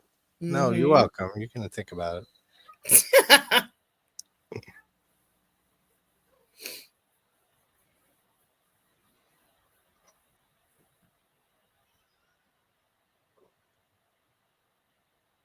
Like that's terrifying to me. And then when she meets Bunny Man, not Bunny Boy, he's from Gummo from Harmony Korine. But when she goes down in the tunnels down there and she Mhm. meets the guy, the old dude who's in the rabbit suit, that's so creepy It because is, then that yeah. makes you wonder how long has that guy been down there and how long have they been doing this? Like, has he been down there forever, or is was he old already when they kidnapped him and threw him down there, and he's just been down there a few years, or did they kidnap him like 20 years ago and he's been down there for 20, 25 years? That's a scary thought. That is, yeah. Like, Deb.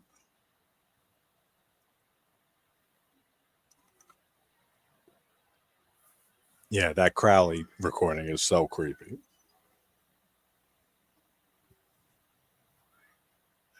So, guys, tomorrow night we will be finally getting to. Sorry, I've been juggling all these watch alongs, and I've been moving them and moving them. But finally, we'll be watching Tales from the Crypt Demon Night tomorrow night at 11 p.m. So that one will be fun. Oh, I that's haven't a seen. great movie. Yeah, I haven't seen it in a while. Mm-hmm. I had it on as like a background movie like a year ago, so it's like a little fresh, but not too much because I wasn't paying attention. I was probably playing music or working or doing something. But I always need something in the background. Yeah. I too need emotional support background noise. Yeah, like even for sleep, especially. I can't sleep with no sound at all. That's insane to me. The shitty thing is, and I finally just started putting on movies I'd already seen for background noise, but I used to Yeah, just I throw do in that. a random horror movie, and for some reason I would always pick something really great on accident, and I'm like, well, now I can't fucking go to sleep. This is fantastic. I have to watch this. So now I only Yeah, pick movies I yeah, I like. know. Yeah, exactly. I've run into that same issue. You don't want to pick new movies because then you get invested in it. Then you'll Mhm. end up not sleeping, and you'll end up watching it. It's always has to be a movie that you've seen already. That's, Exactly. that's what he says. Bury me in a nameless grave. I came from God, the world to save. Yeah, that's fucking creepy. That's great. Being buried alive was a legit recurring nightmare I had as a kid. That and drowning would be the worst ways to die, in my opinion. Yeah, drowning is definitely up there, but I would say that buried alive would probably be the worst way for me. That's Anything terrifying. that causes asphyxiation, no. Yeah, no, it just No, thank you. does not sound pleasant at all. I love this Dr. Satan setup coming. Yeah, I love the whole idea of Dr. Satan and the whole like legend here, the local legend of him. And they had a scene of him in Devil's Rejects that I was was cut. just gonna ask, do we know why they dropped that in Devil's Rejects? I don't. I feel like I think it was because Rob Zombie said that it didn't fit with everything else going on in Rejects. So I that's why guess they that cut makes the sense. scene. But like it was the scene with like Dr. Satan at the hospital or something like that. Like something weird. It wasn't a great scene, and it makes sense that they cut it. But I do like that whole character and that whole idea, and I wish that we got more of Yeah. that. I love how Otis looks here. He looks like the lead singer of every band I listened to in high school. Yeah, I can see that. I don't mean that as a bad way. It's awesome. No, It's yeah, just yeah. very I like know I what you love mean. I know sports what you me. mean. I want a hallway of That's spider such a webbed cool corpses. Why shot. don't I have that? That's I know that's such a cool shot. How it zooms in down the hallway with all the skeletons. I love that. I've been doing that with The Walking Dead while I work. While I work, yeah, I gotta catch up on a lot of Walking Dead stuff. It doesn't Yeah. really like interest me anymore. I can't get Like into The Walking Dead. I used to watch it all the time up to like the 10th season. Then the last season I just didn't watch.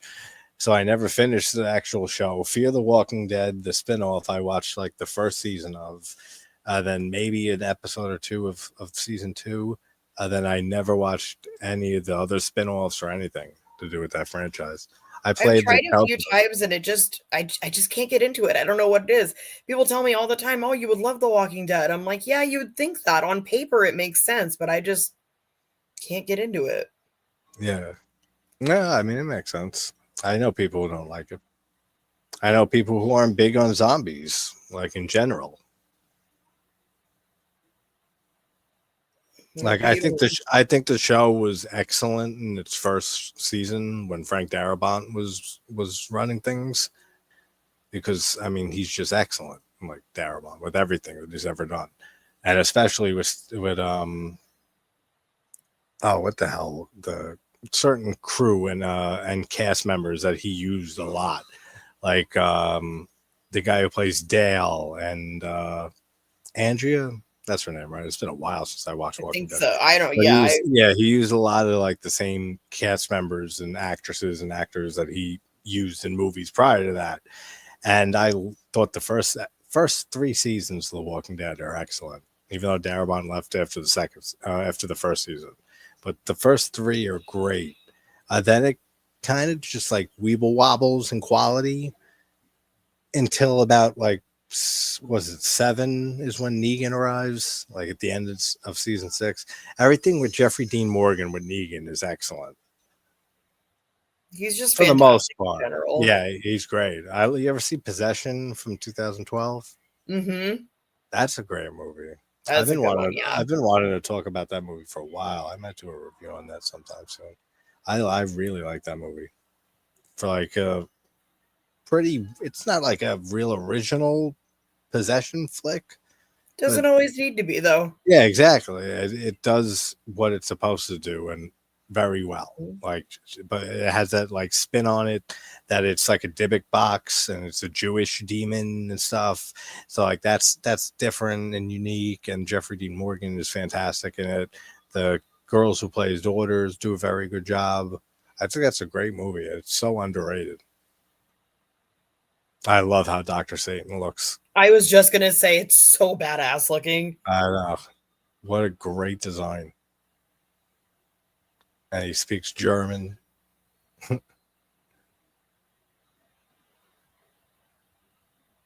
then Earl here is Mother Firefly's husband, who burnt the house down when they were younger, and his white tinies all burnt up.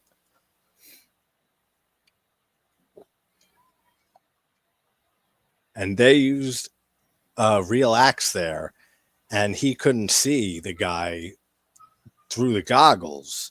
So, like Rob Zombie said once, that like it was a miracle that like we just assumed that she'd get out of the way.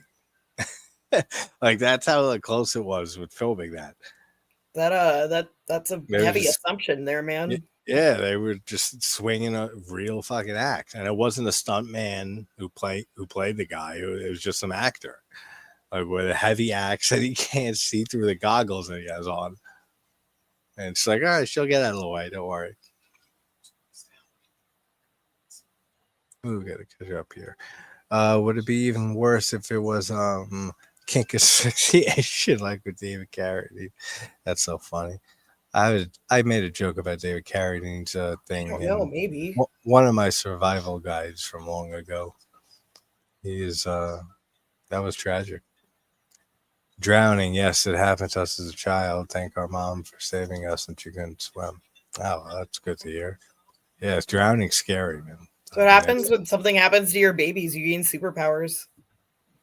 Yeah, that's true. The only one I haven't finished was World Beyond. The kids annoyed the shot out of me. I know you meant shit. Don't worry. Wait, only one what? I don't know. He said the only one I haven't finished was World Beyond. Oh, okay. Oh, The Walking Dead. That's okay. That's the name of it. The is that the one with like the teenagers? Because yeah, I never watched any of that. And then they have the Daryl spinoff, right? I never watched any of that. You know what's funny is I didn't get into The Walking Dead. I know very little about it, but I know I hate Carl. I don't know why. I just hate him. Yeah, a lot of people didn't like Carl. I don't know. I mean, he's gone eventually. Spoilers. Yeah. Like, that show's been out forever. The comics are good. Like I don't read comics, but like now and then I'll read. Like there's an app, I forget what it was called, that you can download comics and just read it on your phone. And I downloaded a torrent with like the first 200 or 150 or whatever issues of The Walking Dead, and I binge read it like years and years ago. It was good. Like it was awesome. very I'll have good. to look into that. It was. I always like the comics better. Yeah, it was a medium that I don't really get into much, but yeah, I did the same thing with The Empty Man, like from because the movie that I think is a masterpiece from 2020 is based off a comic, and it is very different in some ways, but yeah, the comic was great too, that the movie was based off of, but I vastly prefer the movie. I go and get food now. Jack is sitting. All right, then. Have a good night. The movie's almost over, so we'll probably be done. I hope Jack is a dog. Yeah, Jack is. He's a good boy. Yeah, Jack's her dog. All dogs are good boys. Yeah, Jack is an awesome dog. Aww. Grasshopper Kung Fu. The Entity. That's so funny that, Professor, you brought up The Entity, because I just had, like, as a background movie, like usual, I had on Insidious 2 earlier for the first time in forever, and that has Barbara Hershey in it, who's in The Entity, which I love. That movie. The Entity is a movie I want to check out again. That one is disturbing and has a bummer of an ending. Yeah, it's a great movie. I did a podcast episode on it. I love bummer that movie. Endings. Yeah, for the most part. Like my endings just bleak as possible. No hope for anything. Like the Mist ending. Yes, like the Mist. That's exactly what I was thinking of. That's one of the most fucked up endings, and that ending hurts. It hurts physically every single time. Oh, what a terrible ending. Oh God, I've seen this movie so many times. I know what's gonna happen, but I don't. You just hope it's different this time. I know. She sticks her hand out into the daylight.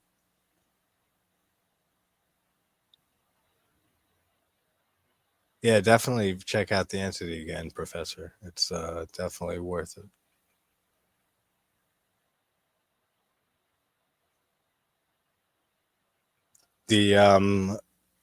The music from that movie, The Entity, is great.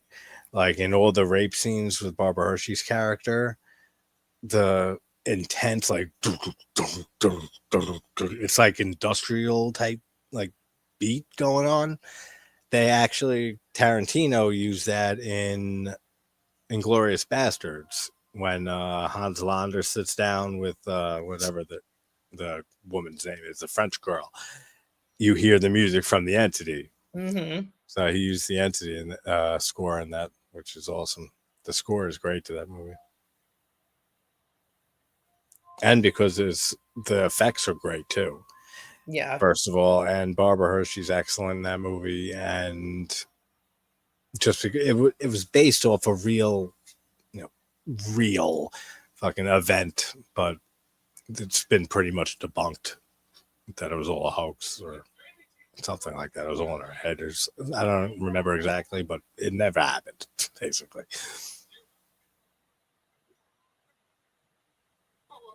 I recognize you. There are a whole bunch of people looking for your ass, girl. Did it end for you yet? Because I had a commercial, so I'm still like going. No, not quite yet. Okay. He's saying, come on, I'll get you to the doctor. Captain Spaulding got her in the car. And up sits Otis. Bing. I mean, that's like the only time. And yeah, that bing ding. Tarantino uses that in Inglourious Bastards too. Yeah.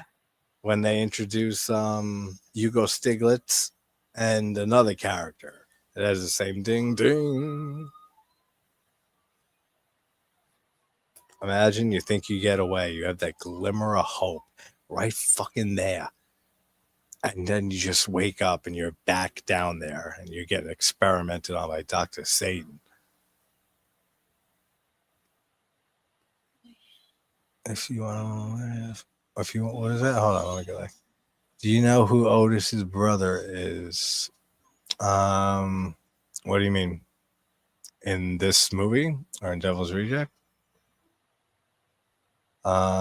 If you want to laugh, look up Carl Pop on YouTube. Bad lip reading, funny as. All right, Carl Papa. I can't remember his name, but I remember Tiny Otis, but I don't remember the older brother. Oh, Rufus is the brother. Yeah, the brother. Yeah, Russell got it. Rufus. Oh, okay. You were just telling me about Jack. Okay. Never trust a clown. I feel like watching Glorious Bastards. I mean, that's my favorite. That's my favorite Tarantino movie. Mm-hmm. That's his masterpiece for me, which that's why I love his line at the end, Brad Pitt. I think there's just maybe my masterpiece. And then the music kicks in. Excellent. That is the first, I think that was the first Tarantino movie I did. I've done videos on all of Tarantino's movies from Reservoir Dogs to Inglourious Bastards. I have to do Django Unchained, which I like it. I haven't seen it in forever. I'm not huge on it, but it's great. Like every time I rewatch it, I just don't like it as much as the other ones. The Hateful Eight. Leo's phenomenal in that movie. Who? Leo? Calvin Candy is such a great character. Yeah. He's great. I mean, everyone does a fantastic job as usual. Jamie Foxx is great. Christoph Waltz is fantastic again, but he stole the show in Inglourious Bastards. He really did, yeah. Waltz. That was like a thing I've never seen before, like a performance like that, like in a mainstream movie, like at a theater, like that was great. This is my first live. Yeah, I'm glad you stopped by, Paula. It's good having you. I do lives often, interviews, reviews. I don't even call them really reviews anymore because it's just me dissecting every little thing in a movie forever. So if that sounds fun. I've seen some of Tarantino's movies, but I haven't watched them all, and there's actually a lot of them I haven't seen. Oh, well, thank you, Paula. That means a lot. Glad to have you. Welcome, Paula. Welcome. I haven't seen Inglourious Bastards. Oh, you have to watch Inglourious Bastards. Inglourious Bastards is great. I mean, and the Hateful Eight, I didn't care for. I watched it once when it came out, and apparently it has a lot of things in common with The Thing, which is my favorite movie of all time. So I don't know why that movie didn't work for me. I just found it boring as hell. It didn't feel like a Tarantino movie to me. Yeah, I mean, it a few times I was like, am I watching the right movie? It did, but it was just so dialogue heavy, even though he's known for his dialogue. I felt like it was all dialogue for the most part, but I don't remember it like barely at all because I haven't seen it since it came out. But that's like my least favorite Tarantino movie. And then Death Proof, I like it, but that's near the bottom of the barrel too. That's like right above Hateful Eight. Then it was very rude of them to double bill Death Proof with Planet Terror. Like Planet Terror was superior in every single way. Yeah, exactly. And to put Death Proof after it too, I think hurt it too. I mean, Grindhouse, that whole experience, I'll never forget seeing that movie in theaters. It was in college. I saw it in theaters too. That was great. It was such a great experience because it was like Tuesday night, like in the town where I went to college upstate. They had like Tuesday night students get like 20% off or some shit like that. And we saw Grindhouse and it was packed.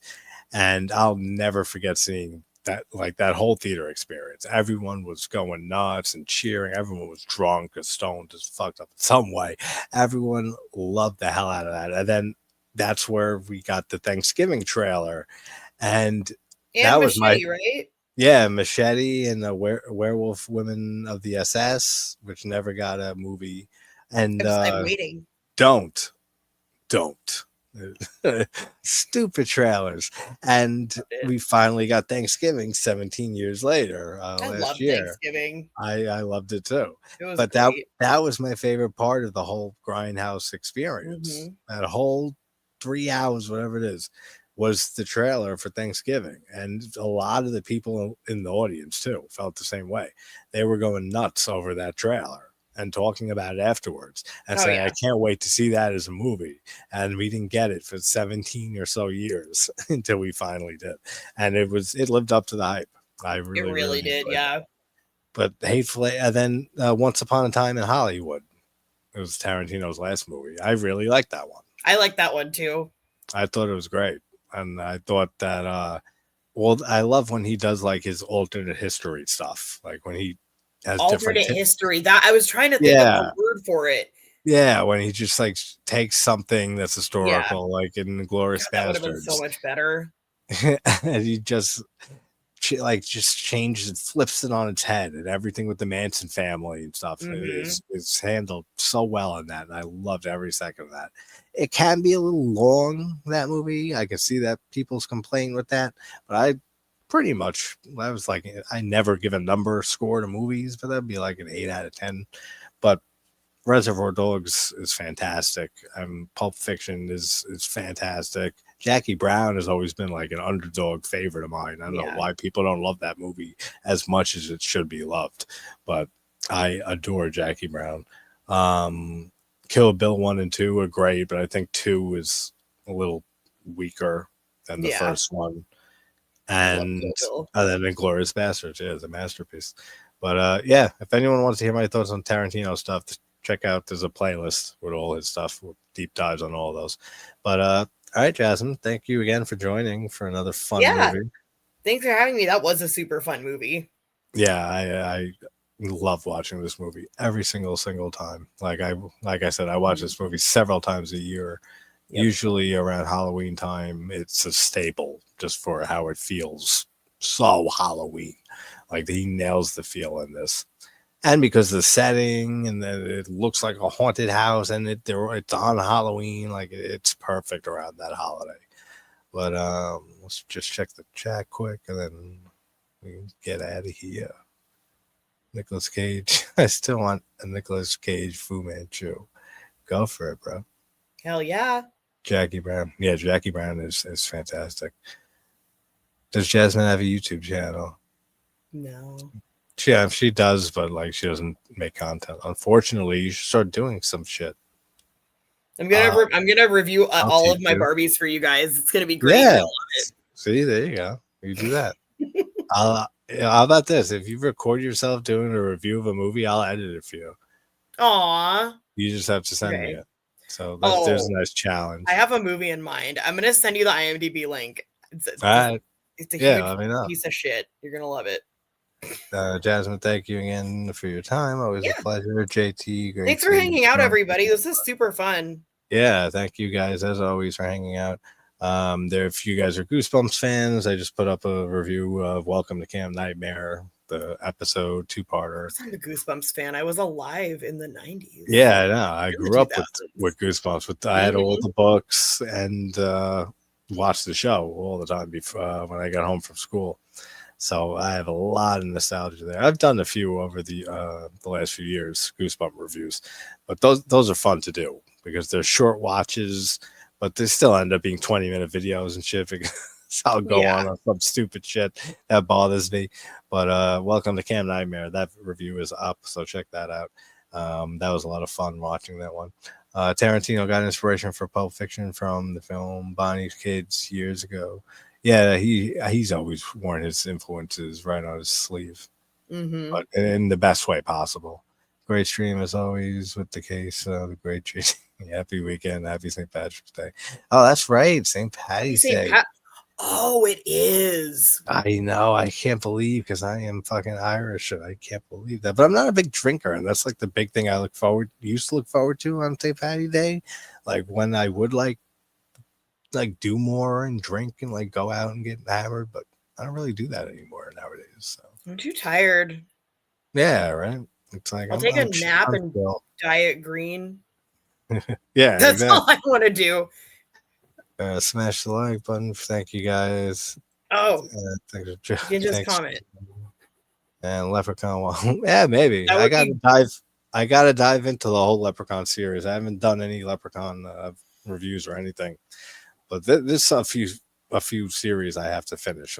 Phantasm I have to do 2 through 5. Insidious, which I was thinking of doing Insidious earlier when I had it on the background, but I was doing something else. But I like Insidious, those movies. yeah, they're all right. I like the first. The first one's good, pretty good actually, like very good. I didn't watch them I until don't like watch them. years after they came out, and I heard so many terrible things about them that my expectations were like all the way down here. So when I finally watched them, I'm like, Makes these aren't sense. horrible. No, they're not. Some cool jump They're scares. they're above your mainstream generic horror movie, Mm-hmm. like above average. Like the first one is good, and that was an early review I did too. That was like in the first 10 or something like that. And I've never been a big fan of the series, but I'll watch it now and then. 2 is it's good. 3 is the one with the girl, I think, who's in bed after she gets hit by the car, and that crazy scene no one sees coming. That's a cool thing. That's a good one. 4, I don't remember, and so it's probably not that great. And I the like the newer one where the one, son goes to college. You know that one? is that the newer one? Because I didn't like that one at all. The I Red liked it. Door. I think so. Well, see, I saw that one first, and then I was like, well, Oh, shit, I okay, should that probably makes watch the sense. rest of these. Yeah, that makes sense. The Red Door, right? Yeah, the Red Door. Yeah, it came out like 2 years ago, I think I want to say, or last year, or Yeah. something like that. There's another one coming, I think. There's another Insidious, which I don't know what they're going to do with that. I mean, I think the story is kind of tapped at this point, but that's my opinion. Oh, Same they'll with figure it out. I mean, Paranormal Activity. That's I can't stand that series, man. I can't watch those movies. Like it's Listen, you might as well hand me a bunch of Valium and then just say goodnight and kiss me on the cheek because like I'm out because it's so boring. Paranormal Those Activity was like it was oh just it was such a huge amount of money they made with such a tiny little budget, yeah, I know it was but they were ridiculous. never going to capture that magic again. It was never going to happen. And they just kept trying and trying and trying and trying. No. Stop it. Yeah, I didn't how mind the first one. I didn't even like that. It's so boring. It's like watching paint dry in real time. I could respect people like it. That's like what I always do. That's cool if it works. I understand I that. can't That's how watch I it. felt about, and I never finished it. That's how I felt about Skinamarink. Did you see that one? Oh, I thought it was awful. I've Awful. tried to finish it so many times, and I'm like, but nothing is happening. It's just hallways and doors and more Yeah, hallways. I didn't care for Hallways, that the at all. movie. I did a review of that. I just filmed around my house and Yeah, just just filmed shit. hallways and doors. I then purposely distorted my voice of the brief review I gave, like for 2 minutes, so you can't even tell what I'm saying to keep it the That theme sounds of the better. movie. That sounds better than the And movie. yeah, that was it. Like I did a fake trailer though, Skinnamarink 2, Electric Boogaloo. I'll send you that. It's But fucking all right. great. But all right, guys, everyone have a great night. And Bye. yeah, next will be Jew on the Grudge 2. So look forward to that. So take care, everybody. Jasmine, thank you again. Yeah, I'll thank talk to you. you. Bye, I'll talk everybody. to Have you a good night.